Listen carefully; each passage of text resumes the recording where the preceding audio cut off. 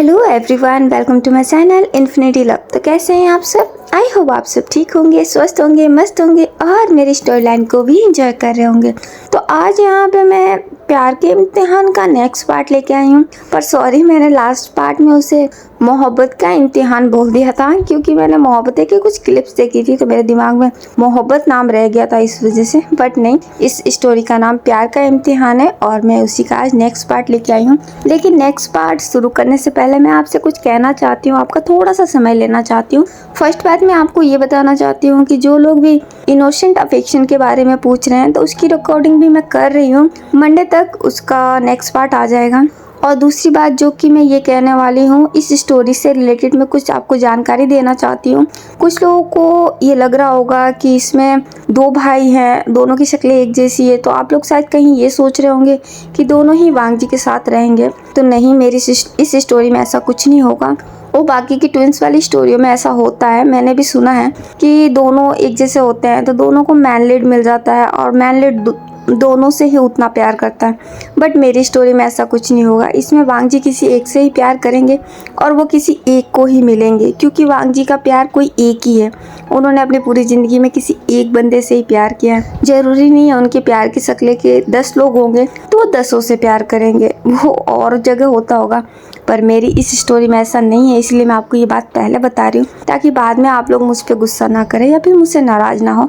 इसलिए मैं आपको पहले बता देती हूँ कि एक चीज़ आप लोग जान लीजिए कि इसमें वांग जी किसी एक के साथ ही रहेंगे। अब वो विंग होगा या वूजियान, वो इस स्टोरी में पता चलेगा। तो आप लोग अब देख लीजिएगा और फिर डिसाइड कर लीजिएगा कि आपको आगे इसको कंटिन्यू करना है या नहीं। मेरा फर्स्ट था एक बार आपको बताना, तो वो मैंने बता दिया। अब मैं इस स्टोरी के नेक्स्ट पार्ट की तरफ बढ़ूंगी, लेकिन उससे पहले अगर कोई भी चैनल पर न्यू विजिट कर रहा है तो प्लीज़ मेरे चैनल को सब्सक्राइब कर लीजिए और अगर स्टोरी पसंद आए तो उसे लाइक कमेंट भी कर दीजिए। तो जैसा कि हमने लास्ट पार्ट में देखा था कि वांग जी की शादी होने वाली होती है और शादी वाले दिन ही वूजियान फिर शादी से गायब हो जाता है और फिर उसके मॉम डैड उसकी जगह पे विंग की शादी वांग जी से करा देते हैं। विंग जो कि उसका छोटा भाई है, जिसकी उम्र 20 साल है। सॉरी, यहाँ पे मैंने ये भी गलती की थी, उसकी उम्र 22 साल बताई थी, बट नहीं, विंग की उम्र 20 साल है। वो वूजियान से 5 साल छोटा है। उसके पेरेंट्स फिर वूजियान की जगह विंग की शादी वांग जी से करा देते हैं और जब ये बात वांग जी और उसकी पूरी फैमिली को पता चलता है तो वो लोग बहुत ही नाराज़ हो जाते हैं। तो चलिए अब आगे बढ़ते हैं और देखते हैं क्या होता है हमारे बेचारे इनोसेंट विंग के साथ, जिसकी तो कोई गलती भी नहीं है। उस बेचारे को तो कुछ पता ही नहीं है अब उसके साथ आगे क्या होगा। चलिए अब हम देख लेते हैं। यानली विंग को काफ़ी देर तक समझाती है। विंग जो कि बहुत ही अपसेट होता है, उसे दुख हो रहा है अपनी फैमिली के लिए, उसे बुरा लग रहा है अपने भाई के लिए, सबके लिए, और इसी वजह से वो बहुत ज़्यादा परेशान है। यानली उसे काफ़ी देर तक समझाती है। वो खुद भी बहुत परेशान है क्योंकि उसे भी बहुत टेंशन हो रही है, क्योंकि उसके इन-लॉज बहुत ज़्यादा गुस्से में है और ये बात वो साफ साफ देख सकती है। और सबसे ज़्यादा अगर किसी की फिक्र यानली को हो रही है तो वो है वांग जी की, क्योंकि वांग जी वूजियान से बहुत प्यार करते हैं और ये बात यानली बहुत अच्छे तरीके से जानती है, क्योंकि वांग जी और यानली भाभी देवर होने के साथ साथ एक अच्छे दोस्त की तरह है। वांग जी अपनी सारी फीलिंग्स यानली से शेयर करते हैं, क्योंकि यानली वूजियान की बहन है, इसीलिए यानली को अच्छे से पता है कि वांग जी अभी बहुत ज़्यादा टूट चुके होंगे, वो बहुत परेशान होंगे। और यानली को विंग के लिए भी सबसे ज़्यादा बुरा लग रहा है, क्योंकि विंग की तो इसमें कोई गलती नहीं है, वो तो बिल्कुल निर्दोष है, उसका दूर दूर तक इन सब चीज़ों से कोई लेना देना नहीं है। लेकिन अभी के डेट में सबसे ज़्यादा फंसा है तो वो है। यानली विंग को शांत करा रही होती है और ये सारी बातें सोच रही होती है। वो काफ़ी देर तक ऐसे ही विंग को शांत कराती है और फिर उसे उठा के बैठाते हुए बोलती है, विंग मेरी बात ध्यान से सुनो, तुम परेशान होना बंद करो, तुम्हें हिम्मत रखनी होगी, तुम्हें इन सब चीज़ों से भी डील करना होगा। विंग अपनी बहन की तरफ देखता है और बोलता है, सीजिए मुझे कुछ भी समझ में नहीं आ रहा है, मैं क्या करूं, मुझे बहुत डर लग रहा है। तो यानली बोलती है, तुम्हें डरने की कोई ज़रूरत नहीं है विंग, तुम क्यों डर रहे हो, तुम्हारी इसमें क्या गलती है, तुमने तो कुछ भी गलत नहीं किया है, तो तुम्हें डरने की ज़रूरत नहीं है और मैं हूँ ना यहाँ पे तुम्हारे साथ, तो तुम बिल्कुल मत डरो, ठीक है। विंग फिर थोड़ी देर चुप हो जाता है और चुप रहने के बाद बोलता है, बट सीजिए वूजियान गगा कहाँ गए होंगे, वो ऐसे अचानक कहाँ चले गए, क्या वो ये शादी नहीं करना चाहते थे? तो यानली बोलती है मुझे भी कुछ समझ में नहीं आ रहा, आखिर वो ऐसे जा कहाँ सकता है। वो इस शादी को लेके बहुत ज़्यादा एक्साइटेड था, वो खुद भी ये शादी करना चाहता था, फिर ऐसे अचानक वो कहाँ चला गया, मुझे तो कुछ भी समझ में नहीं आ रहा है। तो विंग बोलता है कहीं उनके साथ कुछ बुरा तो नहीं हुआ है, कहीं वो किसी मुसीबत में तो नहीं है। तो यानली बोलती है पता नहीं, मुझे भी इसी बात की फिक्र हो रही है। आई होप कि वो जहाँ भी हो ठीक हो और जल्दी से वो घर आ जाए। विंग भी फिर चुप हो जाता है। तो यानली बोलती है विंग मेरी बात ध्यान से सुनो भाई, मुझे पता है कि तुम अभी बहुत परेशान हो और तुम यहाँ पे हो, तो अभी के लिए तुम खुद को बिल्कुल परेशान मत होने दो, तुम थोड़ा हिम्मत रखो ठीक है, और तुम यहीं पे रहो, मैं थोड़ा देर से आती हूँ। विंग फिर हाँ कर देता है। यानली फिर उठ के खड़ी होती है और फिर वो उस रूम से बाहर निकल जाती है, क्योंकि उन्हें अपने हस्बैंड से भी बात करना है, अपने इन लॉज से भी बात करना है। यानली फिर वहाँ से निकल के अपने इन लॉज के रूम की तरफ जाती है। वो लैनी और किरण के रूम के पास जाके बाहर खड़ी हो जाती है। उसकी हिम्मत नहीं हो रही है अंदर जाने की। वो रूम की तरफ देखती है, डोर लॉक होता है। वो अपने हाथ को उठाती है नॉक करने के लिए, लेकिन फिर रुक जाती है, उसकी हिम्मत नहीं हो रही होती है, इसलिए फिर वो वहीं पे खड़ी रह जाती है। और 5 मिनट बाद ऐसे ही खड़े रहने के बाद वहाँ से चली जाती है। वो अंदर नहीं जाती क्योंकि अभी उसकी हिम्मत नहीं हो रही होती है। फिर वो वांग जी के रूम की तरफ भी जाती है। वो वहाँ जाके खड़ी होती है, वांग जी के रूम में कुछ सुनने की कोशिश करती है, लेकिन वहाँ पे उसे कुछ भी सुनाई नहीं दे रहा होता है। वो वांग जी से बात करना चाहती है, लेकिन फिर उसके लैन किरण की बात याद आ जाती है, तो फिर वो अंदर नहीं जाती। वो वहाँ से सीधा निकल के फिर अपने रूम में चली जाती है। वो अपने रूम में जाके देखती है जहाँ पे सिचन बेड पे बैठे होते हैं, वो भी बहुत परेशान दिख रहे होते हैं। यानली फिर सिचन के पास चली जाती है और जाके बैठ जाती है। सिचन जब यानली को देखते हैं, उसकी तरफ एक बार देख के फिर वो कुछ नहीं बोलते, वो चुप ही रहते हैं। तो यानली बोलती है सिचन क्या आप भी मुझसे नाराज हैं? सिचन यानली की बात सुन के फिर उसकी तरफ देखते हैं और बोलते हैं मैं तुमसे नाराज क्यों होऊंगा? तो यानली बोलती ये सब जो कुछ भी हुआ मेरी फैमिली ने जो किया। तो सिचन बोलते हैं नहीं, मैं तुमसे नाराज नहीं हूँ और इसमें तुम्हारी क्या गलती है, तुमने तो कुछ भी नहीं किया है। मैं बस इस बात से परेशान हूँ कि आखिर भुजन ऐसे कैसे कर सकता है। वो वांग जी से प्यार करता था, फिर वो अपनी शादी से ऐसे कहाँ जा सकता है। यानली भी फिर चुप हो जाती है और कुछ नहीं बोलती। थोड़ी देर बाद चुप रहने के बाद यानली बोलती है मुझे बहुत फिक्र हो रही है वांग जी की, मुझे ऐसा लग रहा है कि वो बहुत टूट चुका होगा, मुझे उसकी बहुत फिक्र हो रही है, मैं उससे बात करना चाहती हूँ लेकिन मेरी हिम्मत नहीं हो रही है। सिचन फिर यानली की तरफ मुड़ जाते हैं और बोलते हैं यानली मेरी बातों का बुरा मत मानना, लेकिन अभी के लिए तुम उसके पास ना जाओ तो ही ठीक होगा। तुम अगर उसके सामने जाओगी तो उसे सारी बातें वापस याद आएगी और वो और भी परेशान होगा। तो अच्छा होगा जब तक वो सामने से चल के बात नहीं करता तुम भी उससे बात मत करो, अभी उसे अकेला ही रहने दो। डैड ने सही बोला है, अभी उसे अकेला रहने की ज़रूरत है। वो पहले खुद को शांत कर ले, फिर उसके बाद से हम उससे बात करेंगे। सिचन की बातें सुन के यानली की आंखों में आंसू आ जाते हैं, वो थोड़ा रोने लग जाती है। सिचन ये देखते हैं तो फिर उन्हें बुरा लगता है। वो फिर यानली को हक करते हैं और बोलते हैं तुम रो क्यों रही हो? यानली सिचन के गले लग के फिर रोने लग जाती है। सिचन भी थोड़ा परेशान हो जाते हैं और यानली को शांत कराते हुए बोलते हैं यानली तुम रो क्यों रही हो? मैं तुमसे नाराज नहीं हूँ और ना ही तुम पे गुस्सा कर रहा हूँ, फिर तुम क्यों रो रही हो? यानली फिर हक ब्रेक करती है और बोलती है मुझे कुछ समझ में नहीं आ रहा, ये सब क्या हो रहा है। एक तरफ वांग जी इतने परेशान है, दूसरी तरफ बुजियान का कहीं पता नहीं है वो कहाँ चला गया, और मेरा विंग भाई उसकी तो कोई गलती नहीं है फिर भी उसे सज़ा मिल रही है। उसकी शादी हो गई, अब उसके साथ क्या होगा? सिचन फिर यानली के आंसुओं को पोंछते हैं और बोलते हैं तुम्हें इतना परेशान होने की ज़रूरत नहीं है, सब कुछ सही हो जाएगा, थोड़ा टाइम लगेगा लेकिन सब कुछ ठीक हो जाएगा। और तुम्हें विंग की भी टेंशन लेने की ज़रूरत नहीं है, विंग के लिए तुम हो ना यहाँ पे, और हम सब उसे कुछ भी नहीं बोलेंगे। हमें पता है कि उसकी इसमें कोई गलती नहीं है, तो हम भी उसे क्यों कुछ बोलेंगे। यानली फिर हाँ में सर हिलाती है और बोलती है सिचन क्या सच में सब कुछ ठीक हो जाएगा ना? सिचन फिर यानली का हाथ पकड़ लेते हैं और बोलते हैं हाँ सब कुछ ठीक हो जाएगा, लेकिन थोड़ा टाइम लगेगा, बस तुम खुद को शांत रखो और वेट करो। यानली फिर हाँ कर देती है। दूसरी तरफ वांग जी जब यहाँ से अपने कमरे में गए थे वो बहुत ही डिस्टर्ब थे, वो बहुत सदमे में थे। कमरे में जाने के बाद पहले वो अपने डोर को लॉक कर लेते हैं और फिर अपने रूम की तरफ देखते हैं। उनका रूम जो कि बहुत ही प्यारे तरीके से डेकोरेट किया गया था, क्योंकि आज उनकी शादी थी तो उस हिसाब से उनके रूम को सजाया गया था। वांग जी उस सजावट को देखते हैं तो फिर उन्हें बहुत ज़्यादा गुस्सा आ जाता है। सबसे पहले वो उस सजावट को बिखेरते हैं, वो अपने पूरे बेड को मैस कर देते हैं, उसमें से पूरी चादर, ब्लैंकेट, पिल्लो सब कुछ हटा के उधर फेंक देते हैं, क्योंकि वांग जी को अब गुस्सा आ रहा होता है। अब वो बहुत गुस्से में होते हैं। वो सारी चीज़ों को मैशअप करके पूरे रूम को बिखेर के फिर वहीं फर्श पे बैठ जाते हैं और बोलते हैं, वो जय तुम मेरे साथ ऐसा नहीं कर सकते, तुम ऐसे शादी से कैसे जा सकते हो, तुम कहाँ हो, मुझे तुमसे बात करनी है, प्लीज़ मुझसे बात करो। वो ऐसा बोल के वूजियान का नंबर डायल करते हैं, लेकिन वूजियान का नंबर बंद आ रहा होता है। वो 1 से 2 बार वूजियान का नंबर डायल करते हैं, लेकिन वूजियान का नंबर नहीं लगता। वांग जी फिर गुस्से में उस फ़ोन को फेंक देते हैं और ज़ोर से चिल्लाते हैं, क्योंकि उन्हें बहुत गुस्सा आ रहा होता है। फिर वो अपने दोनों हाथों को लेकर अपने फेस पर रख लेते हैं और बोलते हैं, नहीं, ये नहीं हो सकता, तुम मेरे साथ ऐसा नहीं कर सकते, तुम मुझसे प्यार करते थे वूजियान, प्लीज़ मुझे बताओ तुम कहाँ हो, तुम प्लीज़ मेरे पास वापस आ जाओ। मुझे पता है कि तुमने मेरे साथ धोखा नहीं किया है, फिर तुम ऐसे कहाँ चले गए हो, प्लीज़ वूजियान तुम जहाँ भी हो मेरे पास वापस आ जाओ, मैं यहाँ पे तुम्हारा इंतज़ार कर रहा हूँ, प्लीज़। वो इतना बोल के फिर रोने लग जाते हैं। वो काफ़ी फूट फूट के रो रहे होते हैं, क्योंकि उन्हें बहुत तकलीफ़ हो रही है, क्योंकि वो वूजियान से बहुत ज़्यादा प्यार करते हैं। उन्होंने पिछले 2 सालों में वूजियान से बहुत ज़्यादा प्यार किया है।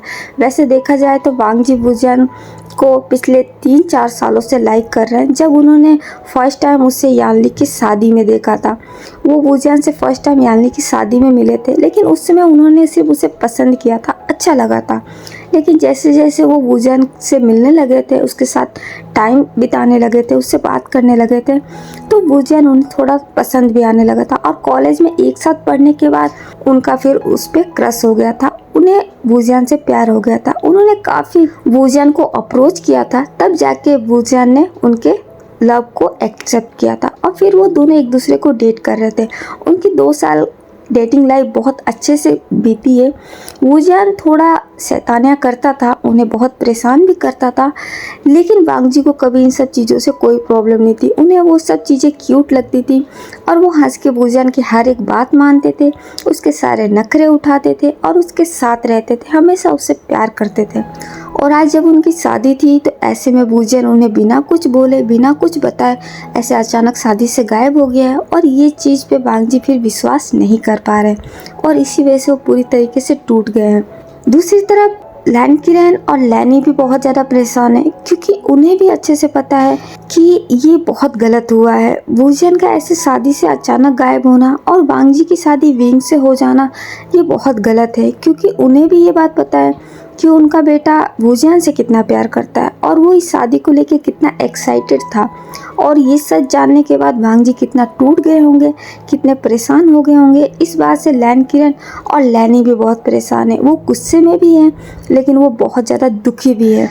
उधर वेई परिवार भी बहुत ज़्यादा परेशान है कांग से और वेई चांग से। जब वो लोग लैंड मैंसन से निकलते हैं तो एक बार फिर से वो वूजियान का नंबर डायल करते हैं, लेकिन वूजियान का नंबर फिर नहीं लग रहा होता है। वो फिर सीधा अपने घर चले जाते हैं तो कांग से बोलती है, चांग से हमें क्या करना चाहिए, हम उसे कहाँ ढूंढेंगे, ना तो उसका कोई नंबर लग रहा है, ना हमें पता है कि वो कहाँ है, ऐसे में हम क्या करेंगे, कहाँ से ढूंढेंगे वूजियान को। चांग से जो कि बहुत ज़्यादा अपसेट है और दूसरी तरफ उन्होंने लैन किरण की जो बातें सुनी है, इसे सुनने के बाद तो वो और भी ज़्यादा टूट गए हैं। वो फिर अपने घर के सोफे पे बैठ जाते हैं और बोलते हैं, कांग से मुझे खुद कुछ समझ में नहीं आ रहा है, अब मैं क्या करूं, मैंने सबको हर्ट कर दिया है और मुझे अब समझ में भी नहीं आ रहा वूजियान ने आखिर ऐसा क्यों किया है, आखिर उसकी ऐसी क्या मजबूरी रही होगी जो उसने ऐसा किया। वो शादी से कैसे भाग सकता है, अगर उसे शादी नहीं करनी थी तो वो ये बात बोल भी तो सकता था, लेकिन ऐसे बिन कुछ बोले शादी से गायब हो जाना ये उसने ठीक नहीं किया है। आज उसकी वजह से मैं इतना परेशान हूँ, मुझे समझ में नहीं आ रहा है। किरण मुझसे नाराज़ है, उसका पूरा परिवार मुझसे नाराज़ है। तो कांग से बोलती है, मैं तुम्हारी बात समझ सकती हूँ, लेकिन अभी के लिए हमें वूजियान को ढूंढना चाहिए। वो एक बार मिल जाएगा तो हम उसी से पूछ लेंगे कि आखिर उसने ये सब क्यों किया। तो चांग से बोलता है लेकिन मैं उसे ढूंढूं कहाँ, मुझे तो ये भी समझ में नहीं आ रहा है कि वो गया कहाँ है, आखिर वो जा कहाँ सकता है। मुझे जहाँ तक लगता है वो अपने दोस्तों के पास जाता है, लेकिन उसके दोस्तों ने भी तो बोला कि वो उसके पास नहीं है। फिर ऐसे में मैं कहाँ ढूंढूं, क्या मैं पुलिस में कंप्लेन करूं? तो कांग से बोलते नहीं, हम पुलिस में कंप्लेन नहीं कर सकते, ये ठीक नहीं रहेगा। तो चांग से बोलते इसीलिए तो मैं परेशान हूँ क्योंकि मुझे कोई रास्ता नज़र नहीं आ रहा है, आखिर मैं उसे कहाँ से ढूंढ के लाऊं। वो इतना बोल के फिर उनकी आंखों में भी आंसू आ जाते हैं क्योंकि वे चांग से बहुत ज़्यादा परेशान है। वो कब से घुट रहे हैं, उन्होंने बहुत मुश्किल से विंग और वांग जी की शादी कराई है। शादी की रस्मों के समय वो तिल तिल मर रहे थे क्योंकि उन्होंने गलती तो की है और उन्हें ये पता है, लेकिन उनके पास भी कोई दूसरा रास्ता नहीं था। वो दो परिवारों की इज्जत बचाना चाहते थे, इस वजह से उन्होंने ये किया। कांग से फिर वे चांगसे के शोल्डर पे हाथ रखती है और बोलती है देखो, तुम अगर ऐसे परेशान हो गए तो फिर मेरा क्या होगा। मैं तुम्हारे वजह से ही तो हिम्मत रखी हूँ, प्लीज़ तुम खुद को संभालो। हम दोनों को मिलके ही कुछ करना होगा, हमें ही वुजियान को ढूंढना होगा। वे चांग से फिर कांग से सेरेन की तरफ देखते हैं लेकिन कुछ नहीं बोलते। कांग से वे चांगसे को देखती है जिसकी आंखों में बहुत ज़्यादा आंसू होते हैं। वो उन्हें ऐसा देख के फिर उन्हें हक कर लेती है और वो भी फिर रोने लग जाती है। यहाँ पे लैंड मैंसन के अंदर विंग जो कि उस रूम में बैठा होता है और वो सबसे ज़्यादा परेशान हो रहा होता है। उसकी कुछ घंटों में ज़िंदगी इतनी जल्दी बदल गई कि उसे कुछ समझने का मौका भी नहीं मिला। वो तो यहाँ पे अपने भाई की शादी अटेंड करने आया था, लेकिन उसकी ज़िंदगी में बहुत कुछ बदल गया। अचानक से उसकी खुद की ही शादी होगी, वो भी एक ऐसे इंसान से जो उसे बिल्कुल पसंद नहीं करता और शायद अब नफरत भी करेगा। विंग इन सब बातों को सोच के बहुत परेशान हो रहा होता और सबसे ज़्यादा उससे परेशानी इस बात की है कि उसका भाई कहाँ है। वो अपने भाई के लिए बहुत परेशान है। वो फिर अपना फ़ोन लेता है और वुजियान का नंबर डायल करता है, लेकिन उसका भी कॉल नहीं लगता। वो फिर अपने मोबाइल स्क्रीन की तरफ देखता है और बोलता है वुजियान काका, आप कहाँ हो, प्लीज़ आ जाओ ना। आप जहाँ भी हो, आप ऐसा क्यों कर रहे हो? आपकी वजह से मॉम डैड बहुत परेशान है, प्लीज़ आ जाओ। और यहाँ पे आपका बॉयफ्रेंड भी परेशान है, प्लीज़ आप ऐसा कैसे कर सकते हो? आप इतने लोगों को एक साथ कैसे परेशान कर सकते हो? प्लीज़ वुजियान काका, आप जहाँ हो आ जाओ, मुझे भी आपकी ज़रूरत है। मैं तो यहाँ पे आपकी शादी में आया था, लेकिन आपने ऐसा किया, प्लीज़ ऐसा मत करो, मुझे आपकी याद आ रही है, प्लीज़ आप यहाँ आ जाओ ना। वो इतना बोल के रो रहा होता है। विंग जो कि अपनी फैमिली में सबसे प्यार करता है, वो बहुत ही सीधा लड़का है, बहुत ही इनोसेंट है। वो घर में सबसे छोटा है लेकिन सबसे प्यारा है। उसे अपनी फैमिली का प्यार भी उतना नहीं मिलता है क्योंकि वुजियान जो कि वो थोड़ा सा सेल्फिश लड़का है। उसे हर चीज़ अपने लिए चाहिए होती है। वो बचपन से हर चीज़ों पे अपना हक जताता था। विंग जो कि घर में सबसे छोटा था, लेकिन उसे इस बात की भी परवाह नहीं होती थी। उसे अपने लिए चीज़ें पहले चाहिए होती थी। जब विंग के लिए कुछ आता था और वुजियान के लिए नहीं आता था, तो इस बात से वुजियान को चिढ़ मचती थी। उसे गुस्सा आता था कि उसके लिए ना आके विंग के लिए क्यों आ रही है। विंग ये सब चीज़ें देखता था और उसे भी बुरा लगता था क्योंकि वो अपने भाई से बहुत प्यार करता था और वो उसे हर्ट नहीं करना चाहता था। उसके मॉम डैड जो कि सबसे ज़्यादा वुजियान से ही प्यार करते थे, उनके लिए भी वुजियान सबसे अजीज़ था। विंग को वो लोग प्यार करते लेकिन उतना नहीं, विंग उनके लिए उतना इम्पोर्टेंट नहीं था। ठीक है, ये भी उनका बेटा था, लेकिन इनका जितना अटेंशन वुजियान को मिलता था उतना कभी विंग को नहीं मिला। लेकिन विंग ने कभी इस बात का ऑब्जेक्शन नहीं उठाया और ना ही कभी उसने बुरा माना है। वो फिर भी खुश था और वो अपने फैमिली से बहुत प्यार करता था। जब धीरे धीरे वो लोग बड़े हुए थे, जब यानली की शादी थी, उस समय विंग स्कूल में पढ़ाई कर रहा था। वो बहुत ही शांत बच्चा था, किसी से बात नहीं करता था, उसके कोई फ्रेंड भी नहीं थे, वो अकेला ही रहता था। वो शांति से पढ़ता था, लेकिन वो अलग स्कूल में पढ़ता था। जहाँ पे वुजियान था वो उस स्कूल में नहीं था, वो किसी दूसरे स्कूल में ही पढ़ रहा था। यानली की शादी के समय सब लोग लैन परिवार आए थे। उसने सब परिवार को भी देखा था, लेकिन किसी ने लैन परिवार में से किसी ने भी विंग पे ज़्यादा ध्यान नहीं दिया था क्योंकि विंग सबके बीच में आया ही नहीं था।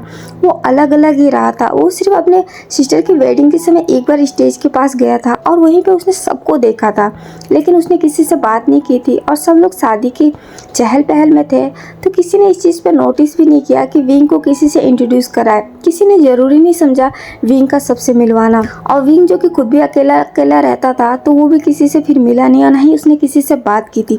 वो बस अपनी बहन की शादी देखा और फिर अंदर चला गया। अब जो कि विंग इतने सालों बाद वो यहाँ पे रिटर्न आया था, वो पढ़ने के लिए फिर अपने अंकल के पास चला गया था, क्योंकि घर में रह के वो वूजियन को हर्ट नहीं करना चाहता था। क्योंकि अगर विंग यहाँ पे रहता तो उसके पेरेंट्स का प्यार बढ़ जाता दोनों के बीच में, और इस बात से वूजियन को गुस्सा आता। इसलिए से विंग यहाँ से चला ही गया कि वो ना यहाँ पे रहेगा और ना ही उसकी वूजियन गर्ल को कभी उससे चिढ़ होगी। इसीलिए विंग फिर चुपचाप पढ़ने के लिए अपने अंकल के पास चला गया, और वो काफ़ी सालों बाद आया था यहाँ पे रिटर्न, वो भी वूजियन की शादी अटेंड करने के लिए, वरना वो अभी भी नहीं आता। उसकी कोई प्लानिंग नहीं थी, जब तक उसकी स्टडी कंप्लीट नहीं हो जाती तब तक वो यहाँ नहीं आता। लेकिन अपने भाई की शादी अटेंड करने के लिए आया, और यहाँ पे आने के बाद उसकी खुद की ही शादी हो गई। विंग उस रूम में बैठा यही सब सोच रहा होता है। ऐसे ही सुबह से शाम हो जाती है, शाम हो गई है लेकिन कोई भी किसी से बात नहीं कर रहा है। सब लोग अपने अपने रूम में परेशान बैठे हैं, कोई बाहर नहीं निकला है। नाइट होने पे यानली फिर विंग के लिए खाना लेके उस रूम में आती है। वो वहाँ आके देखती है विंग जो कि बेड पे ही बैठा होता है, लेकिन बेड का सहारा लेके वो थोड़ा लेटा भी होता है, उसकी आंखें बंद होती है। यानली विंग को देख के फिर उसके पास चले जाती है और उसके सर पे हाथ रखते हुए बोलती है विंग। विंग फिर अपनी आंखें खोलता है और अपनी बहन की तरफ देखता है। यानली फिर स्माइल करती है और बोलती है विंग, तुमने सुबह से कुछ भी नहीं खाया है, मैं तुम्हारे लिए खाना लेके आई हूँ, प्लीज तुम कुछ खा लो। विंग उस खाने की तरफ देखता है और बोलता है नहीं सीजिए, मुझे बिल्कुल भूख नहीं है। यानली फिर वहाँ बेड पे बैठ जाती है और बोलती है ऐसे कैसे भूख नहीं है, तुम सुबह सफ़र से ही आए थे और आते ही तुम्हारी फिर शादी हो गई और तुम यहाँ आ गए और तुमने कुछ खाया भी नहीं है, तुम्हें भूख लगी होगी भी, लो ये खा लो। तो विंग बोलता है नहीं सीजिए, यहाँ पे सब इतने परेशान हैं, वहाँ मॉम डैड परेशान है, ऐसे में मैं कैसे खाना खा सकता हूँ और मुझे भूख भी नहीं है। यानी फिर उसके फेस को होल्ड करती है और बोलती है ये सब तुम्हें सोचने की ज़रूरत नहीं है, और तुम्हें अगर ये सब को सॉल्व करना है तो उसके लिए तुम्हें पहले खाना होगा, क्योंकि तुम्हें उसके लिए एनर्जी की ज़रूरत पड़ेगी, और उसके लिए तुम ये पहले खा लो, ठीक है। विंग फिर अपनी सीजे के फेस पे देखने लग जाता है। तो यानली बोलती है क्या देख रहे हो ऐसे? तो विंग बोलता है सीजे, आपने भी तो कुछ नहीं खाया है। ये बात सुन के यानली फिर अपनी नज़रें नीचे झुका लेती है। तो विंग बोलता है मुझे पता है सीजे, आप भी बहुत परेशान हो, आप मुझसे छुपाने की कोशिश कर रही हो, लेकिन मैं फिर भी देख सकता हूँ कि आप बहुत परेशान हो, और आप मेरी फिक्र मत करो, मैं बिल्कुल ठीक हूँ और मुझे भूख भी नहीं लगी है। यानली फिर अपनी नज़रें ऊपर उठाती है और बोलती है तुम कुछ ज़्यादा ही बड़े नहीं हो गए हो जो तुम मुझे समझा रहे हो, तुम्हें मेरी फिक्र करने की ज़रूरत नहीं है, मैं बिल्कुल ठीक हूँ, और अभी के लिए तुम मेरी बात मानो, तुम पहले कुछ खाओ और अपने आप को चेंज करो, तुम सुबह से उन्हीं कपड़ों में बैठे हो। विंग जो कि शादी के अटायर में ही अभी तक है, उसने अपने आप को बिल्कुल फ्रेश नहीं किया है, उसको टाइम ही नहीं मिला, मौका ही नहीं मिला, क्योंकि वो खुद भी बहुत परेशान है। विंग फिर हाँ कर देता है और बोलता है हाँ मैं अभी चेंज कर लूँगा। तो यानली बोलती है ठीक है, अपने आप को चेंज करो और ये खाना खा लो, ठीक है। विंग फिर हाँ कर देता है। यानली फिर स्माइल करके वहाँ से निकल जाती है। यानली के चले जाने के बाद विंग फिर उस खाने की तरफ देखता है, लेकिन उसका खाने का मन नहीं है, वो बिल्कुल उसको भूख ही नहीं लग रही है। वो फिर अपने सूटकेस की तरफ जाता है, वहाँ पे उसका एक लगेज होता है, वो उसे लेके आता है और उसे खोल के उसमें से एक नॉर्मल सा ड्रेस निकालता है, नाइट वियर, और उसे लेके फिर वो वॉशरूम में चला जाता है। वो अपने आप को फ्रेश करके आता है और बेड पे आके बैठ जाता है, क्योंकि उसका खाने का बिल्कुल मूड नहीं है, वो खाने की तरफ फिर देखता भी नहीं है, और वहीं पे बैठे बैठे ही अपनी आंखें बंद कर लेता है। ऐसे ही सुबह हो जाती है, क्योंकि लैंड मैंसन में कोई बाहर आया नहीं, किसी ने बात की नहीं, किसी ने खाना खाया ही नहीं, सब लोग ऐसे ही थे। सुबह होने पे लैनी फिर वांग जी के रूम में जाती है। वो उसके रूम पे जाकर नॉक करती है। वांग जी जो कि पूरी नाइट रूम से बाहर ही नहीं निकले, ना ही उन्होंने किसी से कोई बात की है। अब लैनी से बर्दाश्त नहीं हो रहा था, इसलिए वो फिर वांग जी के रूम में चली गई। वो वहाँ जाके काफ़ी देर तक नॉक करती है, तो फिर वांग जी डोर खोल देते हैं। वांग जी को देख के वो थोड़ा स्माइल करती है और बोलती है वांग जी बेटे तुम ठीक हो ना? वांग जी जिसकी आंखें पूरी सूज गई थी, ऐसा लग रहा था वो पूरी नाइट सोए नहीं है, सिर्फ रोए हैं। लैनी उन्हें ऐसा देख के फिर उन्हें हक कर लेती है। वांग जी जो कि अभी भी बहुत खामोश है, बहुत शांत है, वो एक शब्द नहीं बोलते। उनकी मॉम वहाँ पे उन्हें हक किए खड़ी रहती है और फिर हक ब्रेक करते हुए बोलती है वांग जी मुझे पता है तुम बहुत परेशान हो, लेकिन बेटा तुम खुद को ऐसे सजा क्यों दे रहे हो? ऐसे में तुम अपनी हेल्थ खराब कर रहे हो, प्लीज खुद को सजा देना बंद करो, इसमें तुम्हारी क्या गलती है? वांग जी अपनी मॉम की बात सुन लेते हैं, लेकिन कोई जवाब नहीं देते। फिर वो वहाँ से जाने लगते हैं रूम के अंदर। तो लैनी बोलती है वांग जी तुम कहाँ जा रहे हो? वांग जी कोई जवाब नहीं देते, और वहाँ जाने के बाद फिर सीधा वॉशरूम में चले जाते हैं। लैनी उधर ही देखने लग जाती है। वो भी थोड़ा हैरान हो जाती है कि वांग जी ने कोई जवाब नहीं दिया, वो तो अपनी मॉम से बहुत अच्छे से बात करते हैं, बहुत हंस के बात करते हैं, लेकिन आज उन्होंने कुछ भी नहीं बोला। लेनी उन्हें ऐसा देखती है तो फिर उनकी आंखों में आंसू आ जाता है। वो काफ़ी देर तक वहीं पे ऐसे खड़ी रहती है, लेकिन वांग जी तो फिर वॉशरूम में चले जाते हैं, तो वो भी फिर वहाँ से निकल के बाहर आ जाती है। उनके हस्बैंड और सिचेन और ये सब लोग डाइनिंग एरिया में होते हैं। लेनी भी फिर वहाँ चली जाती है, तो किरण बोलते हैं आओ ब्रेकफास्ट कर लो। तो लेनी बोलती है तुम्हें ब्रेकफास्ट की पड़ी है, उधर मेरा बेटा मुझसे ठीक से बात नहीं कर रहा, उसकी हालत इतनी ख़राब है, वो उसकी आंखें पूरी सूज गई, ऐसा लग रहा है वो बिल्कुल सोया नहीं है, वो पूरी नाइट रोता रहा है। तो किरण बोलते हैं मुझे पता है, लेकिन अभी के लिए हम उसे कुछ नहीं बोल सकते, अभी वो हमारी बात नहीं समझेगा, वो अपने आप शांत होगा, उसे टाइम दो।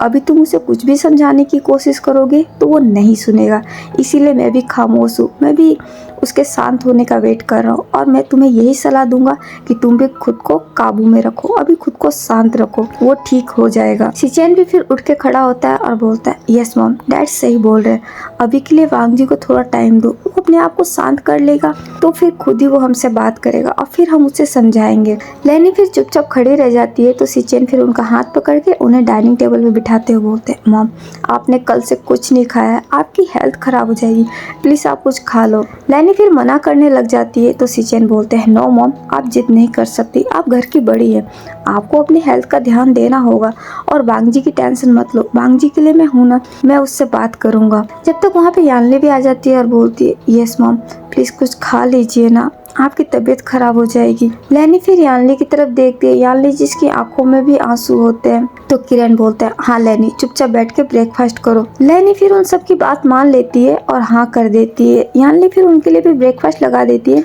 और वो सब लोग ब्रेकफास्ट करने लगते हैं। तो सिचेन बोलते हैं यानली तुम भी आके ब्रेकफास्ट करो। तो यानली बोलती है लेकिन वांग जी। तो सिचेन बोलता है उसको मैं ब्रेकफास्ट करा दूंगा, लेकिन फिलहाल तुम आ जाओ। यानली फिर हाँ करके वहाँ आके बैठ जाती है। वो सब लोग ब्रेकफास्ट करने लग जाते हैं। फिर सिचेन के दिमाग में कुछ आता है और बोलते हैं विंग कहाँ पे है। विंग का नाम सुन के फिर सब लोग सिचेन की तरफ देखने लग जाते हैं। सिचेन फिर अपने मॉम डैड की तरफ देखते हैं और बोलते हैं उस बच्चे ने भी तो कल से कुछ नहीं खाया है और ना ही अपने रूम से बाहर आया है, वो है कहाँ पे। तो यानली बोलती है मैंने उसे गेस्ट रूम में रखा है। तो लेनी बोलती है उसे वहीं रहने दो, उसे यहाँ लाने की कोई जरूरत नहीं है। लेनी की बात सुन के फिर सिचेन अपनी मॉम की तरफ देखते हैं और बोलते हैं ये क्या बात हुई मॉम, वो वहाँ गेस्ट रूम में क्यों रहेगा और उसे भी तो ब्रेकफास्ट करनी है, उसे भी तो यहाँ होना चाहिए। तो लेनी बोलती है अगर उसे ब्रेकफास्ट करना है तो यानली उसे उसके रूम में ही ले जाके ब्रेकफास्ट दे देगी। सिचेन को ये सुन के अच्छा नहीं लगता, तो वो बोलते हैं बट मॉम इसमें उसकी गलती क्या है जो आप उसे इतनी बड़ी सजा दे रहे हैं, उसने तो कुछ भी नहीं किया है, देखा जाए तो गलत उसके साथ हुआ है। उसकी शादी एक ऐसे इंसान के साथ हो गई है जिसे वो ठीक से जानता भी नहीं है और आप अपना गुस्सा उस पर उतार रही है, आखिर उसने क्या बिगाड़ा है। तो किरण बोलता है लेकिन उसने वांग जी से शादी कर ली है, उसने अपने भाई की जगह ले ली है और ये सारी गलती उसके डैड की है, तो सजा तो उसे भी मिलेगी। अपने डैड की बात सुन के सिचेन फिर अपने डैड की तरफ देखते हैं और बोलते हैं डैड आप इतने समझदार हो के ऐसी बातें कर रहे हैं, इसमें ना तो विंग की गलती है और ना ही उसके डैड की, आप ध्यान से क्यों नहीं सोच पा रहे हैं। माना अंकल ने थोड़ी जल्दबाजी की, उन्हें आपसे ये बात को डिस्कस करना चाहिए था, उन्हें बताना चाहिए था, लेकिन वो भी अपनी जगह पे पूरी तरीके से गलत नहीं है। उन्होंने जो भी किया है सोच समझ के किया। अगर ये शादी नहीं होती तो सच में उनकी फैमिली और हमारी फैमिली दोनों की बहुत बदनामी होती, क्योंकि आपने पूरे शहर को, पूरे मीडिया में ये अनाउंस किया था कि वांग जी और वूजियान की शादी होने वाली। पूरे शहर को अच्छे से बात ये पता थी, और ऐसे में अगर उनको ये पता चलती कि वूजियान अपनी शादी से ही भाग गया है, तो आपको क्या लगता कि लोग आपकी तारीफें करते, हमारा मजाक नहीं बनाते।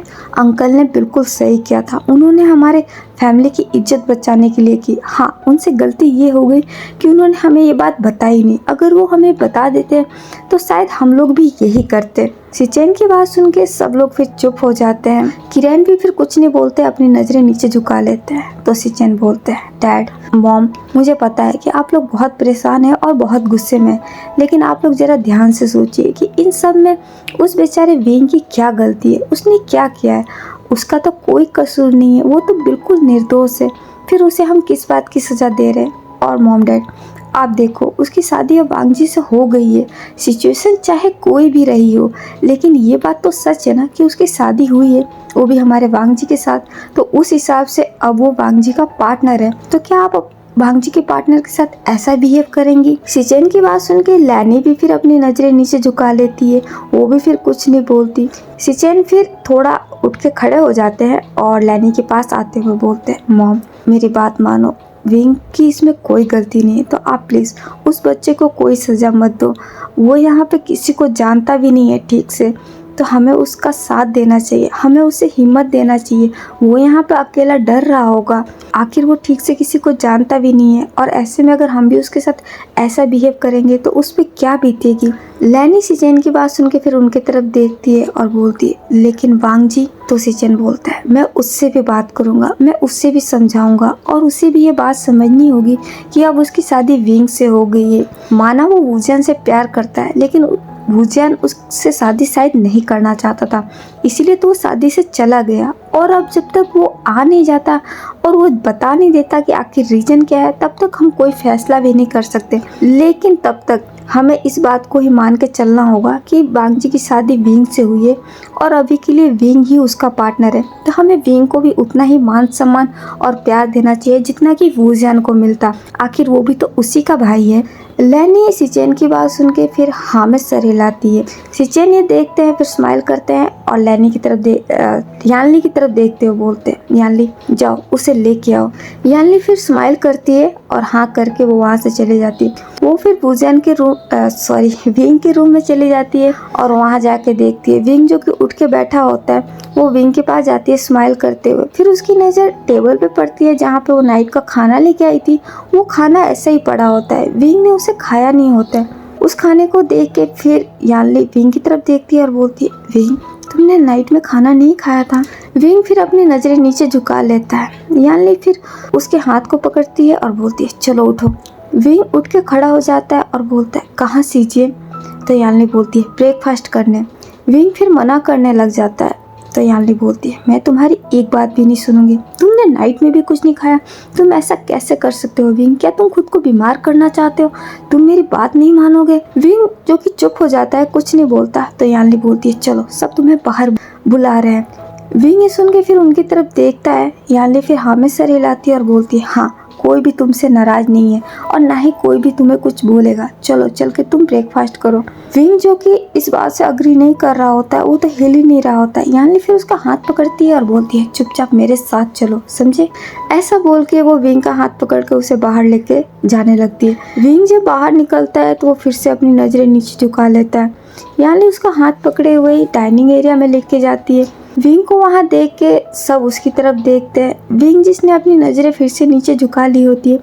सिचेन विंग को देखते हैं, फिर एक स्माइल करते हुए बोलते हैं, विंग। सिचेन की आवाज़ सुन के विंग फिर अपनी नज़रें उठा के सिचेन की तरफ देखता है। सिचेन एक स्माइल करते हैं और बोलते हैं, विंग चलो यहाँ बैठ जाओ और ब्रेकफास्ट कर लो। विंग जो कि बहुत ज़्यादा घबराया हुआ होता है, वो बहुत ज़्यादा डरा हुआ होता है, उसे बहुत डर लग रहा होता है। वो फिर कुछ नहीं बोलता और चुपचाप खड़ा रहता है। सिचेन फिर यानली की तरफ देखते हैं और बोलते हैं, इसे बिठाओ और इसके लिए ब्रेकफास्ट लगाओ। यानली फिर हाँ कर देती है और विंग को वहाँ एक चेयर पे बिठा देती है और फिर उसके लिए ब्रेकफास्ट लगा देती है। विंग जो कि कुछ नहीं बोल रहा होता, चुपचाप नजरें नीचे झुकाए बैठा होता है। तो यानली बोलती है, लो विंग इसे फटाफट फिनिश करो, ठीक है। वो ऐसा बोल के उसके सर पे हाथ रखती है। सिचेन भी विंग की तरफ देखते हैं और बोलते हैं, विंग मेरी बात सुनो। विंग फिर अपनी नजरें उठा के सिचेन की तरफ देखता है। सिचेन स्माइल करते हैं और बोलता है, तुम्हें डरने की कोई ज़रूरत नहीं है, हम में से कोई भी तुमसे नाराज़ नहीं है और न ही हमें तुमसे कोई शिकायत है, क्योंकि हमें ये बात अच्छे से पता है कि इसमें तुम्हारी कोई गलती नहीं है। इसीलिए यहाँ पे खुद को कंफर्टेबल फील कराओ, ठीक है। तुम्हें डरने की कोई ज़रूरत नहीं, हम सब तुम्हारे साथ हैं। विंग सिचेन की बात सुनता है, उसे थोड़ी सी राहत महसूस होती है, क्योंकि उसे सच में बहुत डर लग रहा होता है कि सब कहीं उससे नाराज़ होंगे, सब उसे डांटेंगे, उस पर गुस्सा करेंगे। वो सिचेन की तरफ देखता है लेकिन कुछ बोलता नहीं है। तो सिचेन बोलता है, चलो अभी के लिए ब्रेकफास्ट करो। विंग फिर हाँ कर देता है और चुपचाप वो ब्रेकफास्ट करने लगता है। विंग जब ब्रेकफास्ट कर रहा होता है, यानली देख के फिर एक स्माइल करती है। लैनी भी फिर विंग की तरफ देखती है। विंग जो कि इतना ना मासूम है कि उसको देख के किसी को भी उस पर प्यार आ जाए। वो वूजियान के मुकाबले कहीं ज़्यादा इनोसेंट है। वूजियान चंचल है और विंग हमारा बहुत इनोसेंट है। बाकी शक्लें तो दोनों की सेम ही है, दोनों में कोई फ़र्क नहीं है। लैनी भी बहुत प्यार से विंग को देख रही होती है। उसे भी विंग को देख के थोड़ा सा उसके लिए बुरा फील हो रहा होता है, क्योंकि विंग को देख के ही कोई बता सकता है कि वो कितना अभी के डेट में डरा हुआ है, कितना नर्वस है। किरण भी विंग की तरफ देखते हैं। शिचेन फिर अपने मॉम की तरफ देख के उसे कुछ इशारा करते हैं। लैनी फिर विंग की तरफ देखती है और बोलती है विंग। लैनी की आवाज़ सुन के विंग थोड़ा कांप जाता है और फिर नज़र उठा के उनकी तरफ देखता है। लैनी फिर उसको देख के बोलती है तुम्हें यहाँ डरने की ज़रूरत नहीं है, मैं तुमसे नाराज़ नहीं हूँ, हम में से कोई भी तुमसे नाराज़ नहीं है, क्योंकि हमें पता है तुम्हारी कोई गलती नहीं, इसीलिए तुम यहाँ पे कंफर्टेबल रह सकते हो। विंग लैनी की बात सुन के फिर हाँ कर देता है। लैनी फिर यानली की तरफ देखती है और बोलती है यानली तुम विंग का सामान लेके अब वांग जी के रूम में शिफ्ट कर दो। ये सुन के यानली थोड़ा शॉक्ड हो जाती है और बोलती है वांग जी के रूम में? तो लैनी बोलती है हाँ, शिचेन ने सही कहा, सिचुएशन चाहे जो भी हो, शादी तो विंग की हो चुकी है वांग जी से, तो उस हिसाब से इसे गेस्ट रूम में नहीं रहना चाहिए, क्योंकि किरण ने बहुत लोगों को वांग जी की शादी की पार्टी की इनविटेशन दी है, सब लोग यहाँ पे आएंगे और ऐसे में जब वो देखेंगे कि विंग गेस्ट रूम में रह रहा है तो हमें जवाब देना बहुत भारी पड़ जाएगा। तो इसलिए मैं चाहती हूँ कि तुम विंग का सारा सामान वांग जी के रूम में शिफ्ट कर दो। किरण ये बात सुनते हैं तो बोलते हैं मेरे दिमाग से ये बात ही निकल गई थी, मैंने एक्साइटमेंट में आके सबको पार्टी दे दी थी और सबको इनवाइट भी कर दिया था, लेकिन मुझे नहीं पता था ऐसा कुछ होगा, अब मैं क्या करूं। शिचेन फिर अपने डैड की तरफ देखते हैं और बोलते हैं डैड आपको परेशान होने की ज़रूरत नहीं है, आपने पार्टी दी है तो ये पार्टी होगी, आपको उसकी फिक्र करने की ज़रूरत नहीं है, क्योंकि शादी तो हुई है ना, वूजियान की जगह विंग है, लेकिन वांग जी की तो शादी हुई है ना। तो लैन किरण बोलते हैं लेकिन, तो शिचेन बोलते हैं कोई लेकिन वेकिन नहीं, मैं हूँ ना, मैं सब कुछ संभाल लूँगा। तो लैनी बोलती है लेकिन वांग जी का क्या, वांग जी को हम कैसे राजी करेंगे। तो शिचेन बोलते हैं वांग जी से भी मैं बात कर लूँगा, और मेरा भाई इतना भी नादान नहीं है, वो भी चीज़ों को समझता है, वो इतना बेवकूफ़ नहीं है, वो भी मेरी बात को समझेगा, मैं उससे खुद बात करूँगा। लैनी फिर हाँ कर देती है जब तक वहाँ पे वांग जी आ ही जाते हैं। वांग जी जो कि पूरा रेडी होके आए होते हैं। शिचेन जब उनकी तरफ देखते हैं तो बोलते हैं वांग जी। शिचेन की बात सुन के फिर सब लोग उधर वांग जी की तरफ देखते हैं और विंग भी फिर नज़र उठा के वांग जी की तरफ देखता है। वांग जी की नज़र जब विंग पे पड़ती है तो विंग फिर फटाफट अपनी नज़रें वापस नीचे झुका लेता है, क्योंकि वो बहुत ज़्यादा डर गया होता है। वांग जी एक नज़र विंग पे डालते हैं और फिर अपने भाई की तरफ देखते हैं। शिचेन फिर उठ के खड़े होते हैं और बोलते हैं वांग जी तुम रेडी होके कहाँ जा रहे हो। वांग जी अपने भाई की तरफ देखते हैं और बोलते हैं मैं ऑफिस जा रहा हूँ। वांग जी की बात सुन के फिर सब शॉक्ड हो जाते हैं और उठ के खड़े हो जाते हैं। लैनी फिर वांग जी के पास जाती है और बोलती है ऑफिस। तो वांग जी बोलते हैं हाँ मैं ऑफिस जा रहा हूँ। तो शिचेन बोलते हैं लेकिन तुम आज ऑफिस कैसे जा सकते हो, आज तुम्हारी शादी की पार्टी है। ये बात सुन के वांग जी फिर अपने भाई के फेस पे देखते हैं, उनका चेहरा जो कि थोड़ा सा नाराज दिख रहा होता है। शिचेन फिर वांग जी के शोल्डर पे हाथ रखते हैं और बोलते हैं वांग जी मुझे पता है कि तुम अभी बहुत परेशान हो और शायद गुस्से में भी होगे, लेकिन मेरे बात को समझो, तुम्हें पता है कि तुम्हारी शादी तो अब हो चुकी है और ये बात पूरे शहर को पता है, और डैड ने सबको पार्टी में इनवाइट भी कर दिया था, उन्होंने सबको बोल रखा है कि आज तुम्हारी शादी की खुशी में एक पार्टी है, तो ऐसे में जब तुम यहाँ नहीं रहोगे तो फिर ये कैसे होगा।